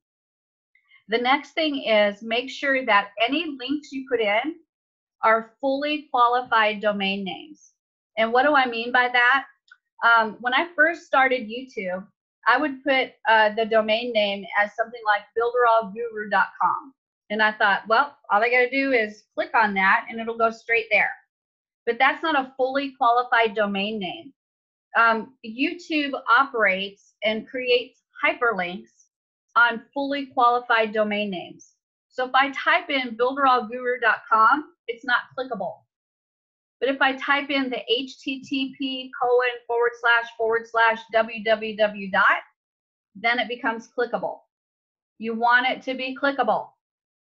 Okay, you don't want to have them have to highlight it, copy it, open another window, and paste. So you want to use that fully qualified domain name. That's a FQDN. Write those letters down. FQDN, fully qualified domain name. That will create a clickable link. Okay, that's really important. Then in this training, I'm using searching for stuff in Facebook. If I had other Facebook videos that would tie into this, I could actually, at the top or at the bottom, type in related videos and put the links to the related videos to this video so that they could actually follow those links and continue on this idea. Okay, this is great to do even if this video is a part of a playlist, because they may find this video outside of the playlist and then they can have that related video area so they can go watch the other videos in that playlist because you put them in as related videos. And again, you're creating that spider web effect where you're getting them to look at your content, look at your stuff, stay with you and stick with you, okay? The next one is make sure you have a link to your channel so they can subscribe. So right here, I've got my channel, and this is the one that has that tag at the end that if they click it, it will take them to my channel and also subscribe them at the same time. Okay, so I've got it as subscribe to my channel, and when they click it, they'll get subscribed to my channel. The next one is the resources to create the videos. So if I scroll down here to the bottom, I've tried to add this to all my videos. This is the resources area to create this video. In this niche that we're in, this digital marketing niche, people want to know how you did it, right? Do you guys get those questions? How did you do that? Yeah? So tell them. So for Screencast-O-Matic, here's my link. This is my referral link. So if people click this and they buy Screencast-O-Matic, I get actually a credit towards my next renewal. That's why I'm good to go until 2024. And I think I have like one more referral to go, and I'm up till 2027 or something like that. So use that, guys. Again, this is that spider web that you're setting up so that you've got all kinds of places that they can go to help you build up, grow, and even monetize, okay? Also, the exact Logitech webcam that I use, I put that in there as an Amazon link. So if they follow that link and they buy that exact camera or anything else in that session, I'll actually make money. And Amazon pays me well. I have tons of links out there to Amazon products. So Amazon is another income source I have, okay? And then the green screen that I use, I actually have that exact green screen. It's a foldable green screen, and I have the link to it right there so people can actually buy it if they want to. And then I have 3 different microphones that I've used. I've got the microphone number 1, the lavalier, which is the little clip-on microphone, and that's what I use when I'm like maybe standing up and doing a video. And then I've got my blue snowball, which is attached to my little arm here that's beside the desk. So all of those videos, I have links to all of them. These are sorry, not videos. All of these mics, I have links to all of them because these are all products that I've used to be able to shoot my videos. And then any product that you're using to create your videos and you've got an affiliate link, get it in there. Okay, that's going to create a revenue source for you because people are going to watch your videos. They're going to want to know how they did that. How did you do that? So then the next thing is additional resources. So for me, I have several Facebook groups that I operate. So I have Builderall Village, which is for anybody, not just my team. So I put that link in there. I have the Builderall 7-day boot camps. So I put that link in there. And then I have the Builderall 90-day challenge. So I put that link in there. So all of those are links that they can go to, they can join, and then they're in that group. Builderall Village is just general information and training. The 7-day boot camp is, of course, you guys, so they get access to information about the boot camps. And then the 90-day challenge is a new challenge in Builderall to do content each and every day for 90 days. So all 3 of these are really, really great Facebook groups. And then the next thing that you want to make sure that you have is any social media that you want to add. So if I wanted to add a Twitter account in here, a LinkedIn, Pinterest, Instagram, I could add all of those in here as well. For me, the Pinterest, Instagram, and Twitter are not as developed as I want them to be, so I'm not going to add them in yet. But I'm going to show you a way that I can add them into all my videos once I'm ready to add them in, okay? And then you want to make sure that somewhere you've got in there your website. And for me, that's the very first thing. Join Team Awesome today, and I've got my Builderall link, and it is a fully qualified domain name. And that gets me leads just about every day. Almost every single day, I get at least 1 lead from that link. Okay? So how important is it to put that at the very beginning? Very important, right? Don't hide it down at the bottom. Put it right there at the top. Hey, Shelly. Go ahead. And on that one, are you using a magic funnel? Because I think a magic funnel would be the best. No, I've actually got that going to my the affiliate homepage. That's my affiliate link.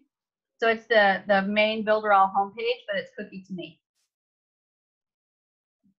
So for my new people that are leads, they're actually joining straight off of that homepage.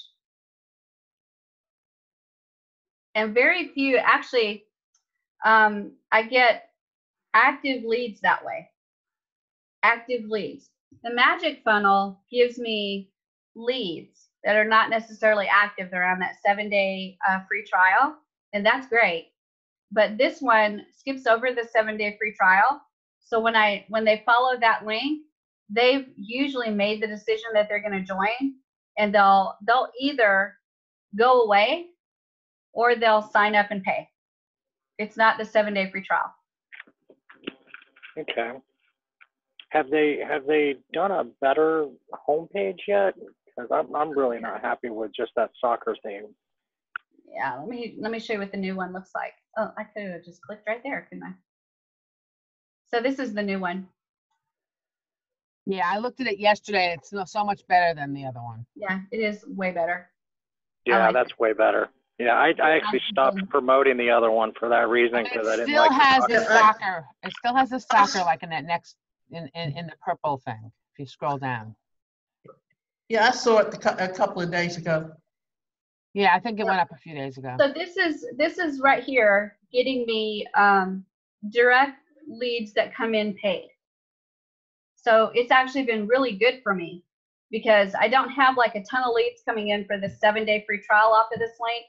And then I wait, and then they either go inactive or they decide to pay. So I have different places that I put the 7-day free trial, but I put my direct straight to the builderall.com link right here. Because hopefully what happens is they've seen enough of my videos. They're like, I want to join her. That is so awesome. Thank you so much, Shelly. That is awesome. You're welcome. You're very welcome. So that's where I put that is at the very top. Oh, did I have another question? Yes, Yeah. I do have a question. I see on the links that you have, and I'm making mention. I'm asking this because of the meeting that was Monday. It has the builder all name in it. Is that something that will continue to be allowed, or is it something we should not start? So you want to make sure that when you look at your domain name that you have, whatever it is, that it does not look like it came from the parent company. Gotcha. So when you look at Builderall Guru, it doesn't really look like it came from the parent company. It looks like it came from somebody that's a guru with Builderall, right? Gotcha. So it's not obviously the Builderall company. Now I'm saying that with the caveat that at some point, you guys, Builderall is gonna limit you using the word Builderall in a domain. There's no doubt in my mind. They're not talking about it right now. They're not threatening or anything like that. This is just reality speaking. And reality is that when this company gets big enough, they're going to have to tighten up that Builderall name and tighten up that Builderall logo and manage it very, very closely. And that's going to result in them doing like other big companies do. If I was an Avon representative, I could not have a domain that said Avon Guru. Right. They wouldn't let me. So eventually, my thoughts are that we will not be able to do this. So in the interim, I'm going to be working on a plan so that when they say you can't do that anymore, I can use different domains that I've started to brand. So I'm telling you now, if you have Builderall domains, don't worry, as long as they don't look like the parent company, nobody's going to kill you. But be thinking ahead that will go away someday, and be thinking how you can brand something else starting now so you don't have to go from scratch. And when that does go away, you'll be ready to make the flip. Yeah, thank you for clearing it up. Because see, I understand it. And there have been times in the past, like different trainings I've had and different people that I was working with and learning from, when they use names of a company that's been established for a while, they received an information from their company that they couldn't even do that. Matter of fact, even though we just say, for instance, Rich Dad, Poor Dad, we know how big they are, but they did not want their name to be used by individuals or other companies. They just wanted their name for themselves. And like you said about Avon also, I have some friends that Avon representative, they made them discontinue using that name as well as other companies. So I'm glad you cleared that up. Yeah, I think it's an eventuality. So in my mind, the entrepreneurial mind, right, is preparing years in advance as much as I can. And I see that as something that is going to happen, not if it happens, but when it happens. So I have purchased several domains that I'll be working on branding so that I can make the flip whenever the time is right. Yeah, one other thing that I do know, there's a certain amount of characters that should be in a domain name. And I was doing a little research on that. It said under 16 characters. What would be your understanding of how many characters should be in a domain name? Because I do know a domain name makes a difference when you are doing SEO and also with your channel also. And when you have your description, or shall I say the title of your video or your content, and if you have that intertwined with your domain name, it makes a difference. So naturally, you know, people like me would want build on in my domain name. That keeps me from having to put it in my description, you know, in my title. But again, how many characters would you say should only be used for the domain name? I'm not sure that I can define it as a number of characters. The best domain names are like four characters, but you ain't gonna find those. You're gonna pay a lot of money for those, right? So the next step is to find something that works for whatever niche you're working in. But you definitely don't want to have it a long, drawn-out name. I've seen some of these domain names that I'm actually stunned that they bought them because they're like 25 characters long. And it's like, who on earth is going to remember all of that? So what I use is something called Name Mesh, and I'll actually show it to you because it's a really, really good resource. So let me jump in here and share it with you. So it's Name Mesh, NAMEMESH.com. And what it allows you to do is it allows you to take some keywords that you would like to have in your domain name. It will kind of spin them around and give you some ideas. So let's say that we want basket weaving. Those are the two keywords that we want. So I'm going to click generate. And then I'm going to go back here. And now what it's done is it's actually taken those two words and it spun them around. It gave me just the regular version, right? So basket-weaving, basket-weaving.org, basket weaving one word. So it took the common version. But now over here, it's going to start really switching it up a little bit and giving me some different ideas. Right here, it's going to shorten them for me. So it gives me ideas on if I want to shorten it.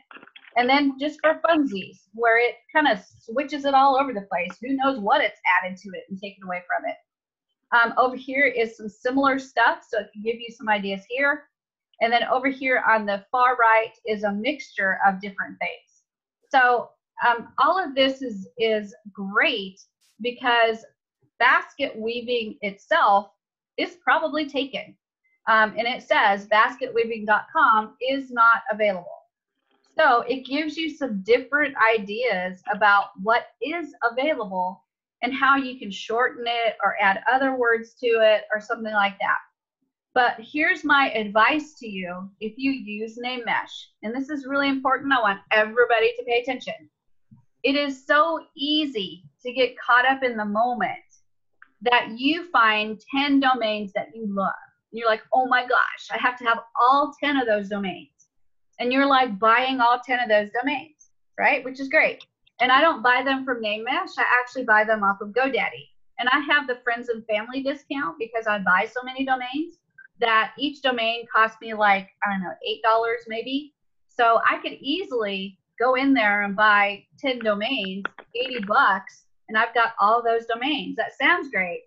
But usually when I used to do that, I'd wake up the next morning and go, what the crap was I thinking? Those are the stupidest domains I've ever seen. So what you do is you look up Name Mesh, you find some names, get a list of about 10, 12 that you really like, and then sleep on it. They're not going to go away. Nobody's going to swoop in and steal your domains. And if they do, it just wasn't meant to be.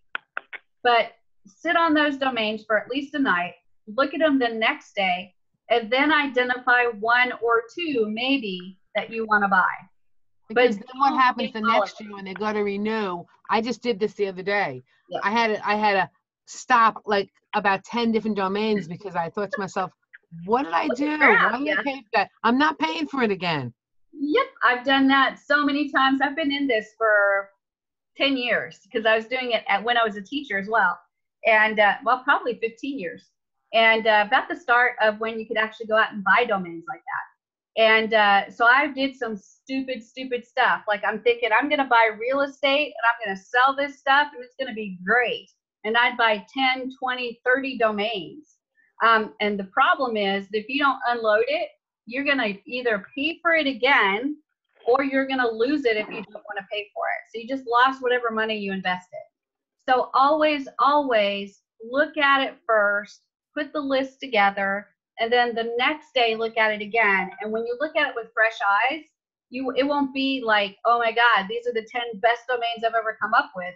Really, the response is, holy crap, 8 of those are crap. So make sure you just take your time when you're doing this, okay? Dominic, go ahead.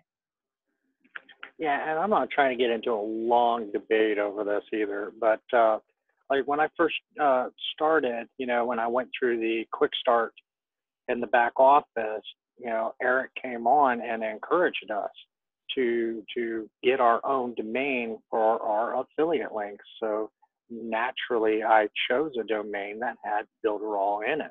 Mm-hmm. Are they going to do away with us being able to connect a domain? Because it really doesn't make sense if I'm promoting Builderall to not have Builderall in my domain name. Well, the reason they're doing that is because right now, every single person's affiliate link is builderall.com. It's like the affiliate ID number, but the main top level domain is builderall.com. So what happens is if everybody's sharing that on Facebook, Facebook considers that spam. And we found that out really quick when we had that viral funnel that we were doing. We didn't have the ability to connect at that time. And everybody used their affiliate links and we were shut down quick. And it got to where you put that link in there and Facebook said that's not a domain that's allowed.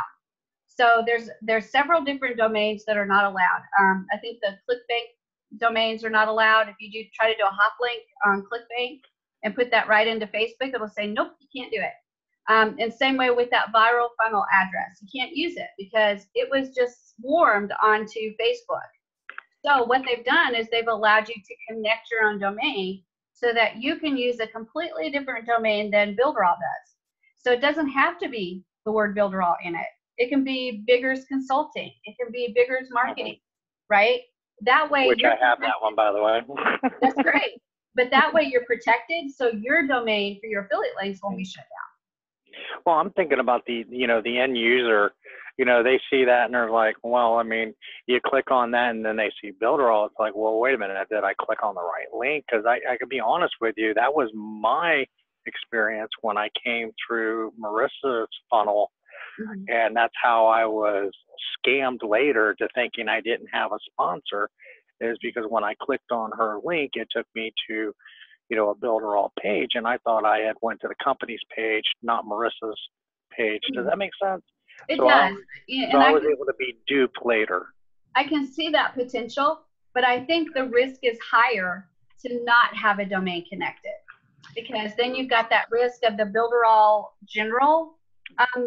The general link, the builderall.com, being shut down by Facebook, especially when we have new funnels and everybody's like shoo, getting in there and promoting those funnels. Yeah. That's also the benefit of a bridge page. So you're not going directly in there, and then you can get on there with a video and tell them what you're doing, and you'd love them to be part of your team, and click on the link below and you'll be part of our team and I'll help you, blah, blah, blah. Yeah, so you don't have to use that direct link to the affiliate page. You can use your own domain with a link to a bridge page and then send them to the funnel.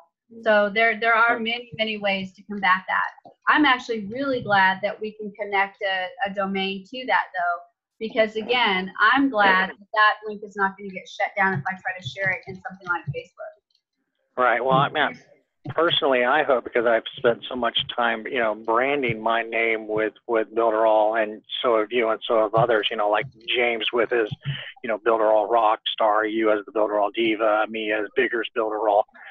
I hope they don't, because, you know, some companies thrive on it. Like, look at your car dealerships, you know, how many people brand their name with, like, you know, like I hear we got Jerry Ohm Ford. His last name isn't Ford, it's Jerry Ohms, but he's branded his name with Ford. You know, Right. so I kind of hope that they don't go away from it, because I think it's awesome. I don't disagree with you, but the reality is that if Builderall gets big enough, they may have to. Yes. It may have to. It's not a matter of don't hurt your people. Legal don't hurt issue. Builderall Diva. It's a matter of protecting that Builderall name. And they have complete control of that name. When we talk about 1 million people on Builderall, and then you've got Builderall Diva, Bigger's Builderall, Builderall this, Builderall that, Builderall that, Builderall that, and then Builderall.com. It can be a big deal when you're talking about millions of people on Builderall. Oh yeah, the liability and the legal issue would be. The legal issue. I totally get it. I totally get it. And I agree with Brad. I really do. I agree with Brad and what he's doing. And you know, I love this company and want to protect it just as much as he does. Right. So in that same vein, my brain says, let's start thinking about it now. How we want to try to work on rebranding so that when it happens, we're not knee jerking. Oh my God, I got to rebrand myself. We're already starting that process. In the new affiliate links, when you review them, the terms and conditions, it says that Builder is owned by the EU. I don't remember. E-business for us. That's right. And that you cannot use it in your. Well, what it says is you can't right now. It says you can't use the top level domains. So you cannot use like builderall.com, builderall.fr, which is Builderall France. You can't do builderall. There's a lot of noise. I changed mine. Yeah, it's so they have a very specific group of domains that you absolutely cannot use. I think it's also like there was, I think one of the big discussions last week was about somebody wanted Builderall Ireland. And they didn't, so maybe it's that you don't want to have a country connected to it. You know, like you've got Builderall Guru and I have Bonnie's Builderall, and so who knows what's going to go on. I have to figure out if I'm going to be using that or if I'm just going to use one of my other things. Right. And again, I have Builderall Diva.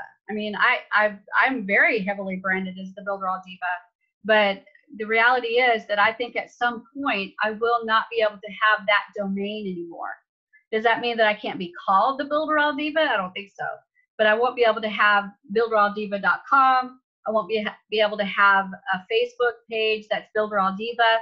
I'll have to think about it differently and rebrand differently. And all that's being said because it does play an important part, even in like setting up your Facebook and setting up your YouTube channels, right? For example, my YouTube channel is Builderall Master Training. There's a very real chance that I may have to take the Builderall part out and say maybe something like affiliate marketing master training or digital marketing master training or something else. What about just BA? Because, you know, only people that know Builderall know that we are BA. Yep, I could do BA as well because that's not going to be branded. So there's opportunities, but you want to think about that now, even if you already have, like me, a YouTube channel that's Builderall Master Training, my brain's already thinking about options so that when this happens, I'm ready. And it's not like, I don't act like it's a surprise. Gabriel, go ahead. So few questions here, 3 questions. How are you going to go, because you got the gazillion videos on YouTube, how can you go back to each video and change your Builderall Diva, because you got the name in there, and change everybody, so now you're compliant? She's going to have one of our VAs do it. Yeah, right. Either have the VAs do it or we pay for that one. There's so many videos I've reshot and reshot and reshot again and reshot again and again and again and again and again. And there's been times, I don't know if I told you guys, I probably told you this story, but I'm going to tell it to you again. We had the tax forms, right? They were required, and Builderall set it up so that you couldn't get your money until you filled out the tax forms. So we came up to the day before Thursday to get our money, and people were trying to get their money. Actually, no, it was different. They locked them out of the dashboard. They said, you can't see anything on your dashboard until you fill out your tax forms. And boy, that was like, oh my gosh. So I think, I don't remember who asked me, but somebody asked me to do the video on how to do the tax forms. So I went in there and created a complete video. I mean, went through every step, the digital signature, everything, right? And it was a long time to do that whole thing. So I went through the U.S. forms, the foreign forms, everything. And I finished the whole video, rendered it, got it ready, uploaded it to YouTube. And I left that and went straight to the dashboard, and the dashboard had changed. We went from that blue dashboard to the white dashboard, the very white dashboard. So it was a drastic change. And I'm just like, you know what, I'm not redoing it. I'm not going to redo it. So there is no problem with me being able to reshoot these videos in my channel, because I have had to do it so many times that it's just a thing, right? It's just a thing that I'll do. So if they come in and say, you can't be the Builderall Diva anymore, then maybe I'll be the BA Diva, and we'll rebrand everything and we'll redo it and reshoot it and get them up there, and no harm, no foul, it'll be ready to go. You can go right into your Screencast-O-Matic and have somebody else do it for you and just chop out that piece and put a new one in. Yep, that's true. Easy as that.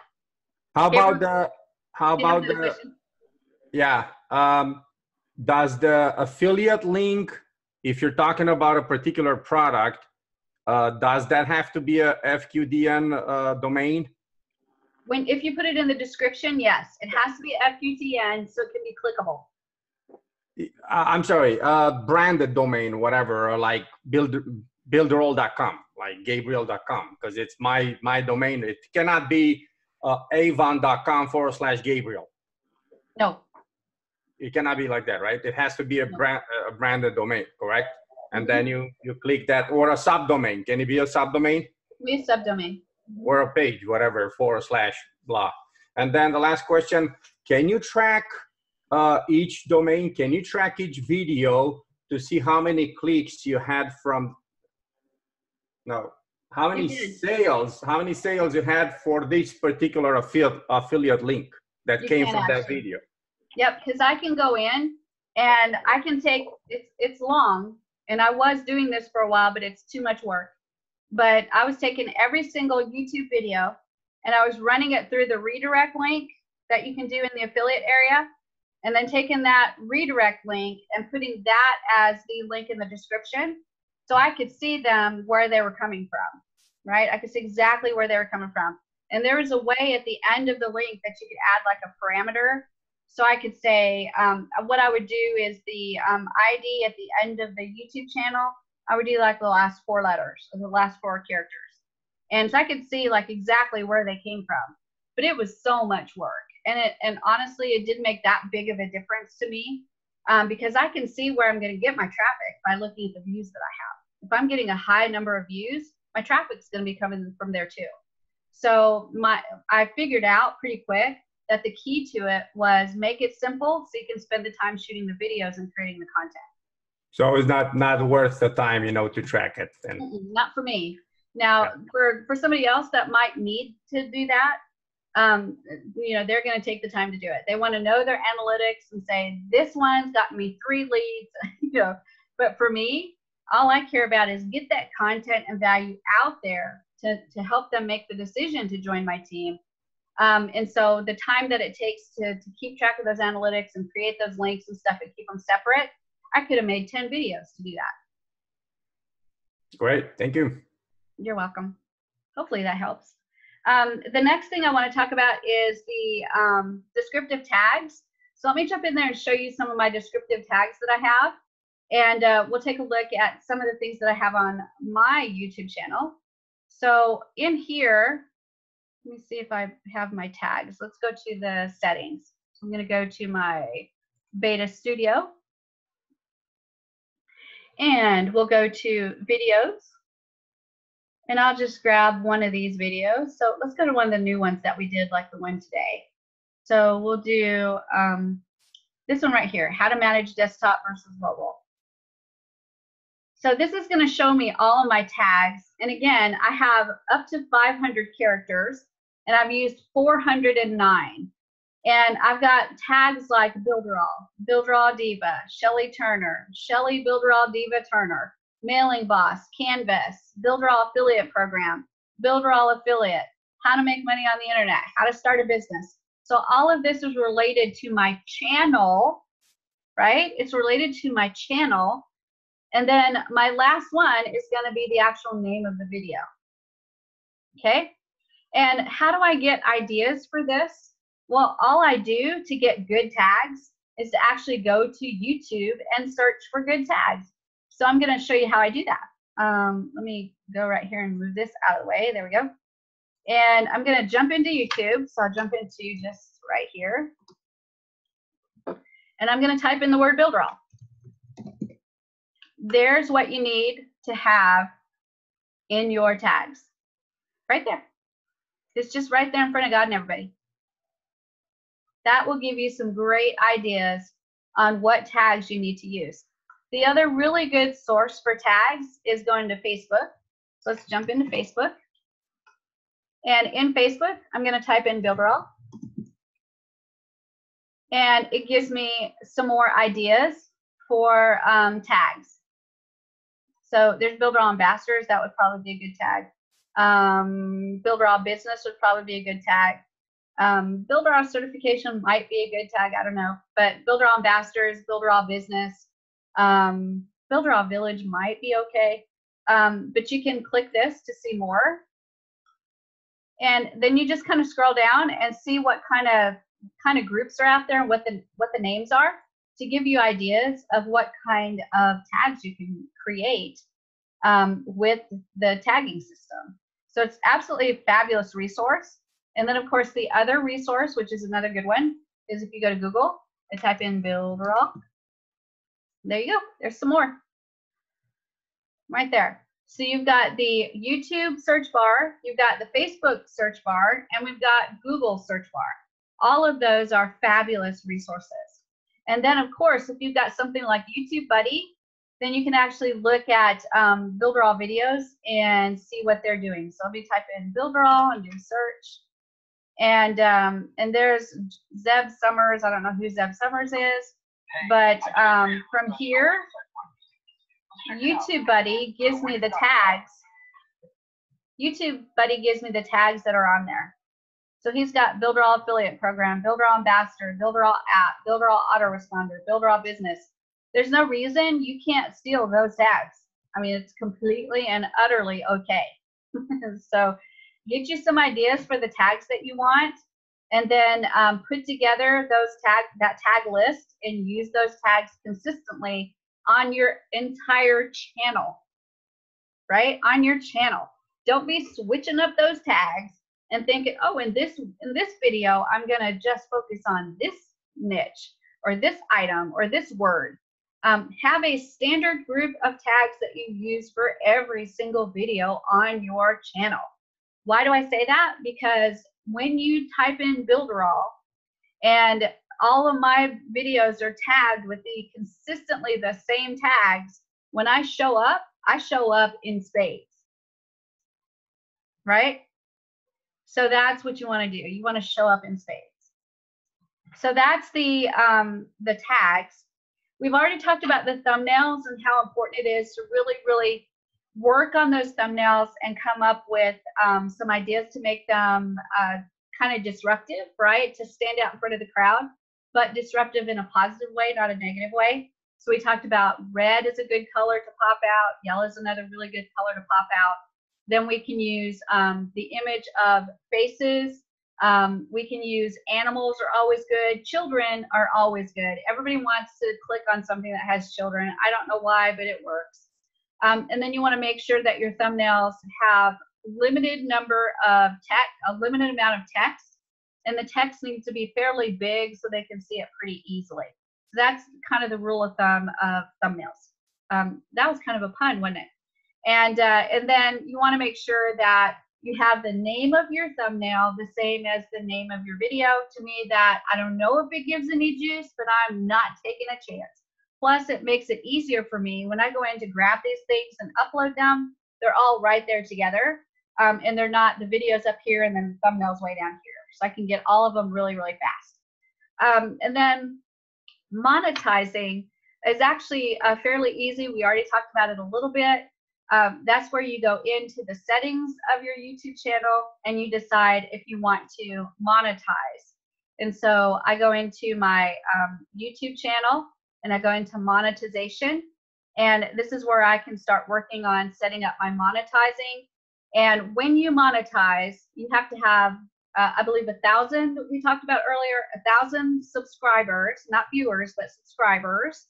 And then you also have to connect to your AdSense account. Those two things have to happen. And then once you have those two things set up, you're able to monetize.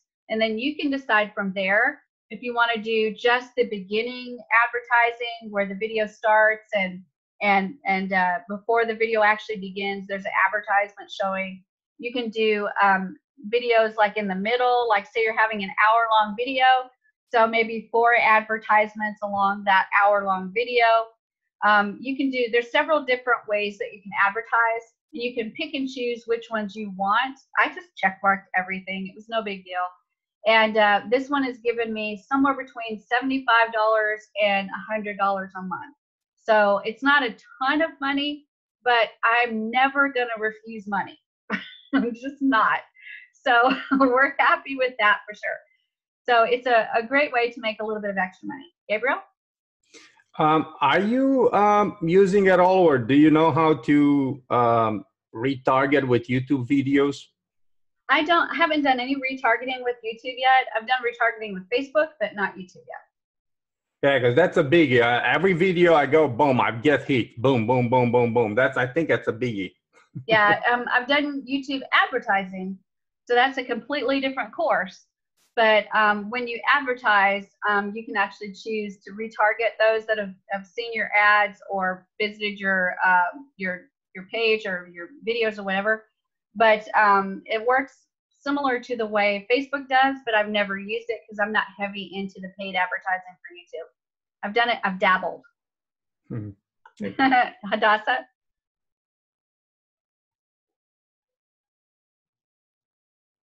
Yes, hi, Shelley. I'm sorry, but I think I missed it. How do you save the tags so we can reuse them? I haven't quite covered that yet. You showed us? Oh, okay. I haven't quite covered it yet. I'm going to go through a couple more things and I'll show you where you can set it all up ahead of time. Okay? How are you going to finish this in one more day? And save it, right? And keep them saved in a document so we can, okay, that's what I wanted to know. Okay, yeah, it's not going to actually be in a document. It's going to be on your channel. Oh, okay. Even better. Mm-hmm. Oh, yeah, thanks. Yep. Gabriel, go ahead and then I'll get Tyree. Also, are you going to talk about this that you showed us earlier, the how to share your website, how to use those right here?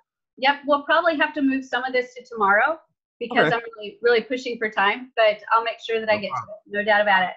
I think that's a big one. So it's a big one. That's right. You're right. You're absolutely right. Tyree, do you have a question? Well, I had I was wanting to add something for Gabriel and anyone else. If you want to find out about retargeting and things like that for YouTube, it's in the AdWords department.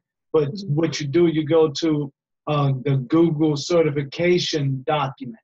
Just Google certification, and it'll tell you how to retarget it.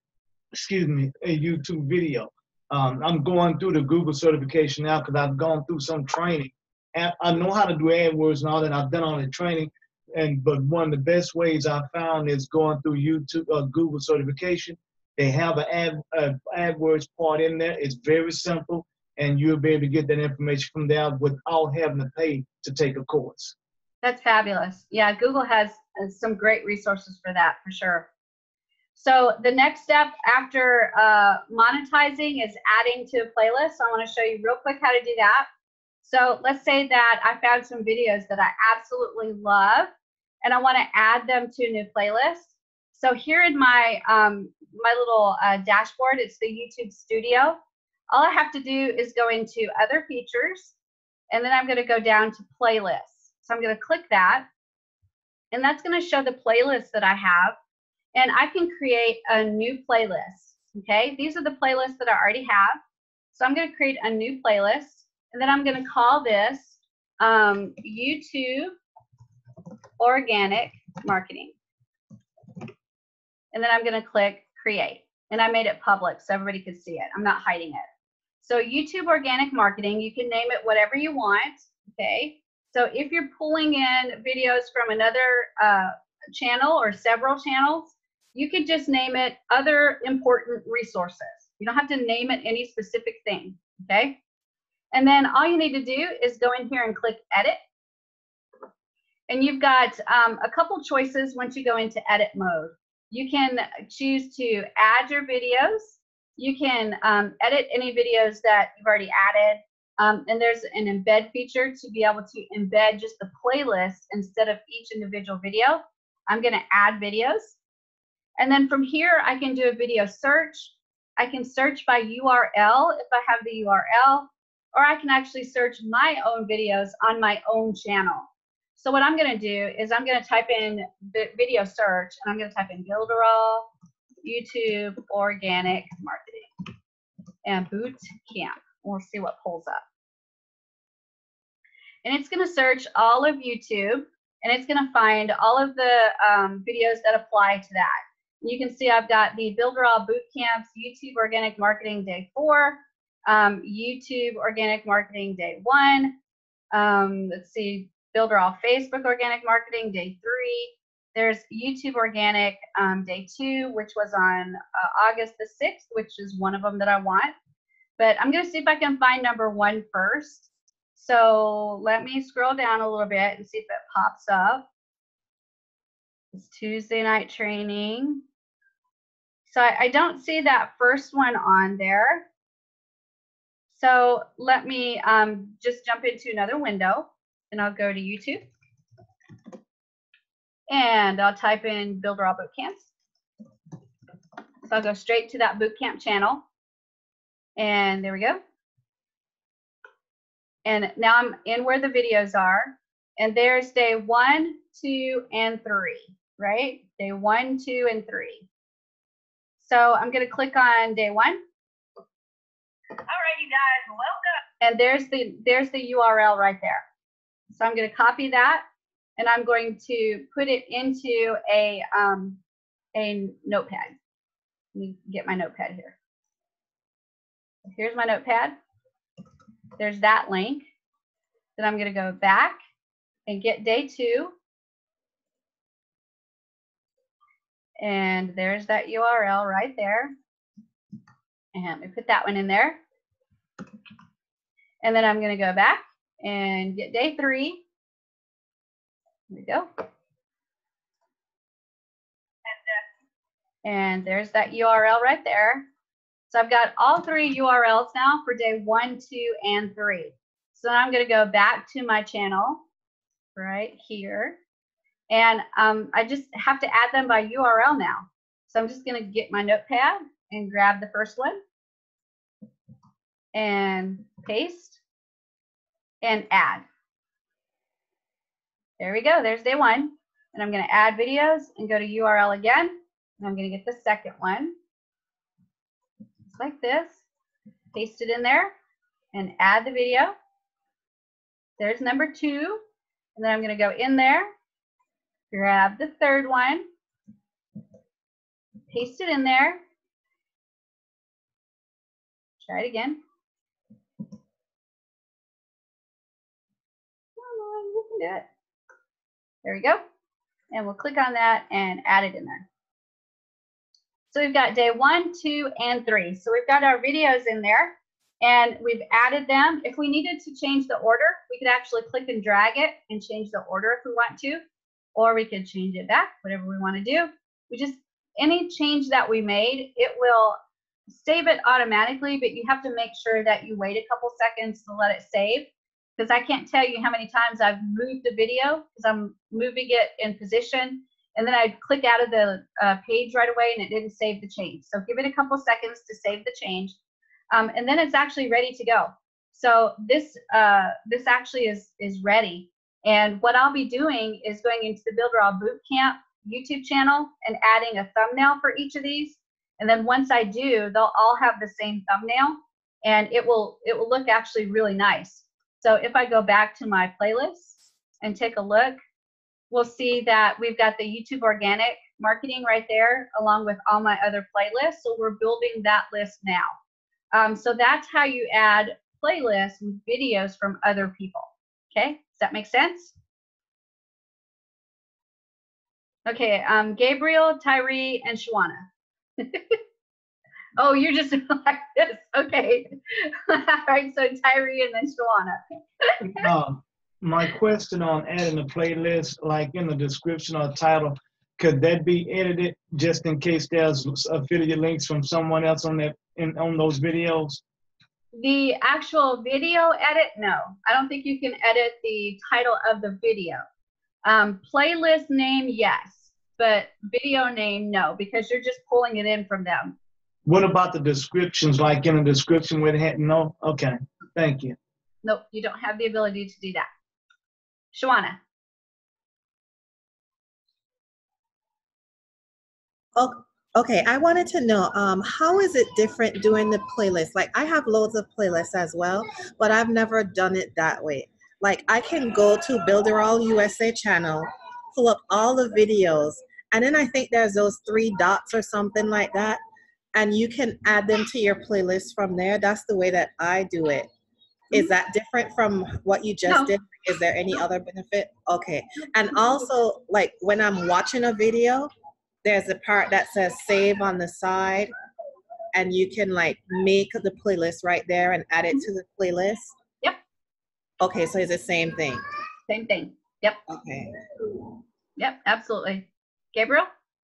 Yeah, that's talking about playlists. That's the question I alluded to earlier.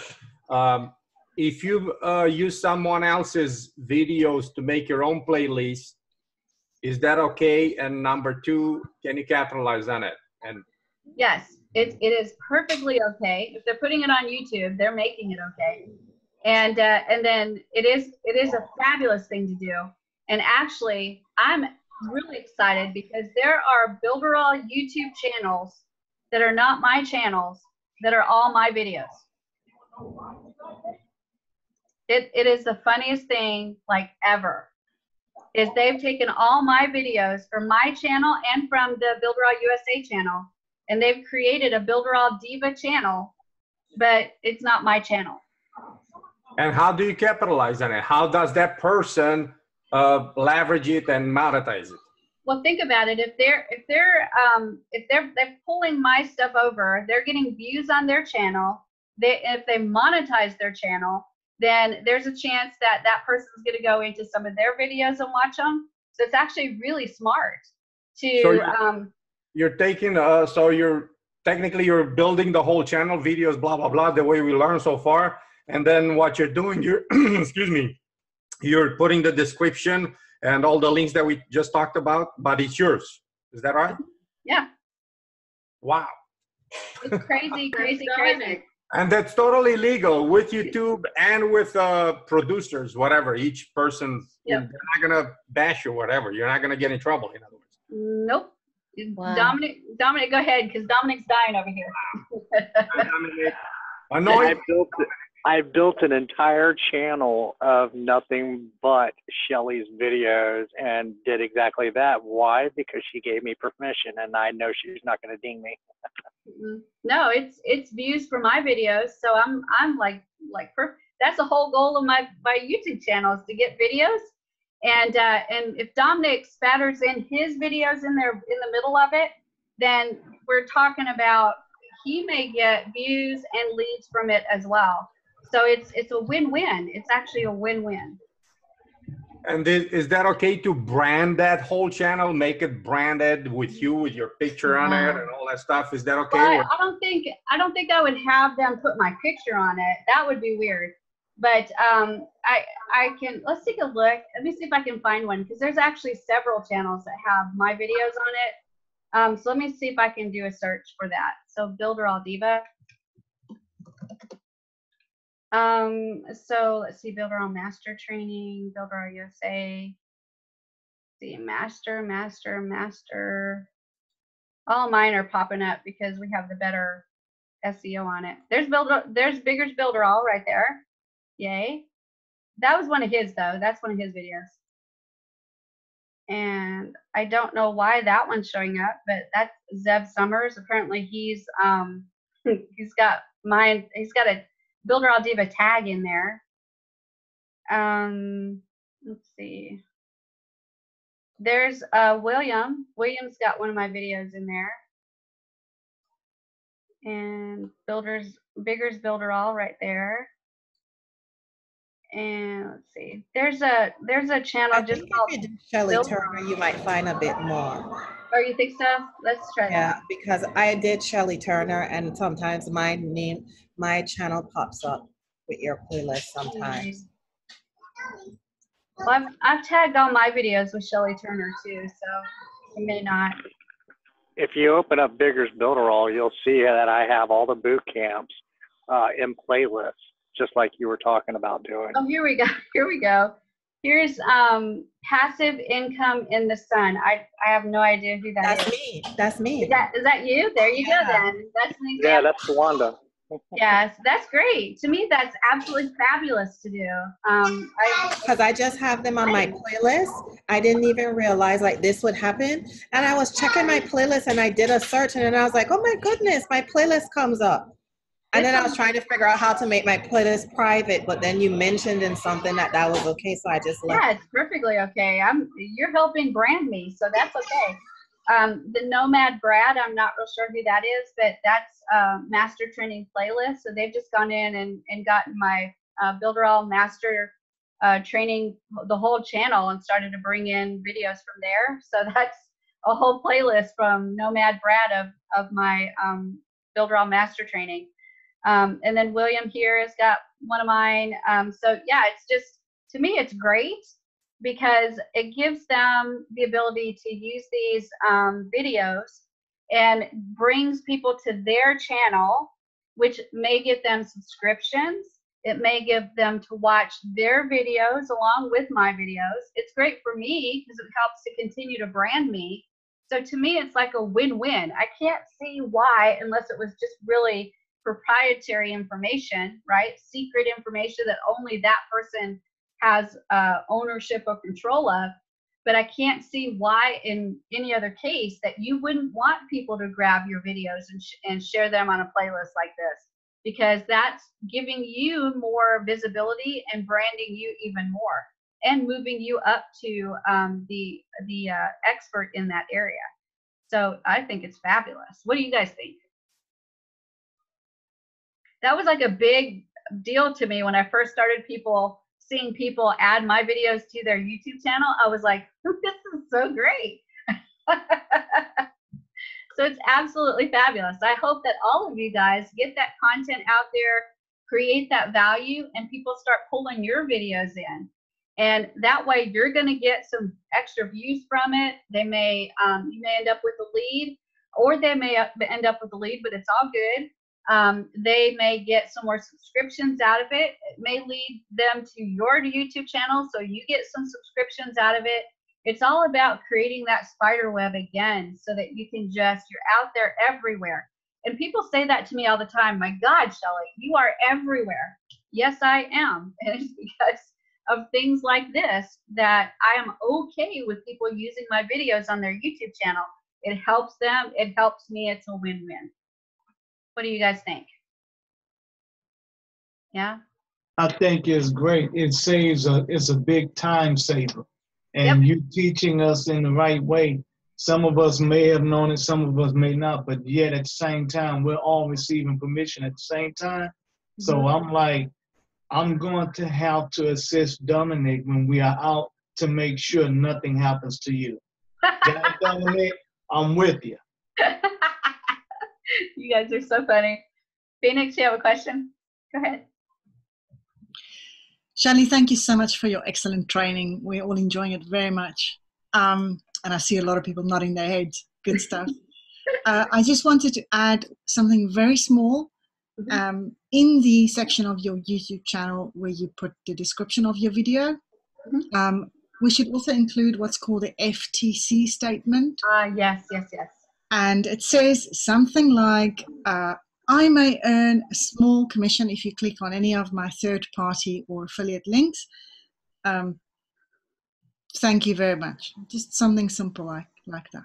And I'm going to show you guys how to add that tomorrow so that you can do something called append a description, so that you can take all of your videos and actually add that as an appendage. Is that what it's called? Appendices, where you add it to the end. So it takes your whole description and then you say, I want to add this to the end of the description. And you can do that en masse with all of your videos at the same time. Okay, so I'm going to show you how to do that tomorrow. There's still several things I want to cover, but I've actually had you guys for a couple, like 2.5 hours. And as much as I love to torture you, I just don't think I need to torture you anymore today. I mean, teach you. So, we'll call it a day today. Let me go to Hadassah, and she'll be our final question for the day. Go ahead, Hadassah. Yeah, I'm the last one. It's kind of a dumb question, I guess, because no dumb question. You know, I was told by a friend that has a channel that YouTube only allows 15 minutes of video, and then after that they charge money to have a channel. But obviously that's not so, right? I don't know. That's not even close to true. I know. It's like, I don't know where she got that. And she has a channel anyway. So the other question along with that is, so so we can have as many videos on our channel, and as long as long videos, and we don't have to pay anything to YouTube. Nope. You guys know my training. I have Mama Luna training videos. I can't, it's almost like against my nature to do a 5-minute video. I have to do 2 hours or it just can't be a video. So I have tons of videos that are 1.5 hours, 2.5 hours, where I go completely through how to do something. And YouTube does not charge, and they've never pitched a fit. They've never said anything. There used to be a rule that you couldn't do over 15 minutes until you had a certain number of subscribers. But I think that has been changed, and I don't think that rule is a problem anymore. Yeah. Obviously, to me, it's like, I don't know where she got that anyway. So as far as the playlist, you know, I just didn't think you can copy videos from other channels. I thought that was like intellectual property, and you couldn't do that. You know, well, think about it this way. Here's what cracks me up about this whole process is when you join YouTube, you have to go through terms and conditions, and you read those terms and conditions, and then you check mark, I agree, and then you move on. Inside those terms and conditions, they clearly tell you that this stuff that you're putting out there is putting out there in the public. Okay. Right? Just like Facebook does. And it cracks me up all the time because about every 3 months, I get a whole round of messages from people on Facebook, and it says, I do not allow Facebook to have rights or copyrights or access to any of my pictures, images, videos, blah, blah, blah, blah. Right? Right. This long, drawn out thing. The reality is, it doesn't matter how many times they post that on Facebook, they agreed to it when they clicked I agree and joined Facebook. And it's the same idea with YouTube. That goes out there in the public, and that's why you have a YouTube channel link. If it's a public video, now unlisted private video is something very different, but it's a public video, that's a public link, you can pull that bad boy into your channel.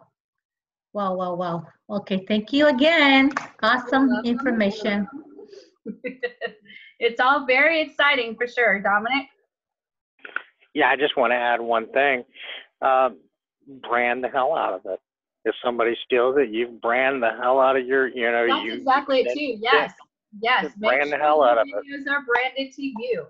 And so you say, this is Hadassah. I'm with Builderall. I'm so excited about showing you today what I'm going to show you because you can do this in Builderall. And I'm an affiliate in Builderall. And look in the description to get my link for Builderall. So when they take your video and use it, you've done branded yourself. You've done branded Builderall. They're ready to join you. So yeah, beginning and right. end. Use the video wrapper. Put your logo in it. Do just brand the hell out of it. So if they do steal it, great. They're promoting you. I went a different way because I didn't heavily brand mine. I was so focused on teaching, and I still am, that I still don't really heavily brand it, because I like the fact that people want to pull my videos and put them on their YouTube channel. That is so cool to me. Shelly, you are the Builderall brand. I am the Builderall brand. Somebody actually, y'all, this cracks me up. Somebody actually asked today in one of the messages that I saw on Facebook, isn't Shelly the CEO with Eric? And I went, I need to remove that before Eric sees it. That could be bad. All right, Tyree, go ahead. Real quickly, I know we have to go, but I did want to say, you mentioned video wrap, and when I did a little research on the length of video that can be in video wrapper, I've been able to use very comfortably a video up to 60 minutes in video wrapper for it to process that video. Yeah, that's great. You could actually use a longer video if it was a lower quality video. I think it's dependent on size, not necessarily time. So you could do a different video if it was a lower quality video. It doesn't take up as much file space, but it is an absolutely fabulous tool to use to be able to brand, for sure. And this new one coming out, the video sales video funnel, yeah, the video funnel. That won't be able to go on YouTube, but you will be able to use that on a website and set it up like a funnel. I cannot wait to get that to actually use it for training. Yep. All right, guys, I'm going to go ahead and let you go. We're going to be jumping into agency training pretty soon. Thank you so much for sticking with me, you guys. I know these are marathon sessions, but I'm sure hoping that they're helpful to you guys. Tomorrow, we're going to finish up with the things that we need to do on the video. And then I'll show you some other cool stuff that you can do to help you out with your channel, including the share stuff and some other things that we'll just kind of wrap the bow up with. And hopefully tomorrow will not be quite as long, but just as fun and just as power-packed. Okay? Thank you. All right. Bye, guys. Have a great day. Bye everyone. See you tomorrow. Bye.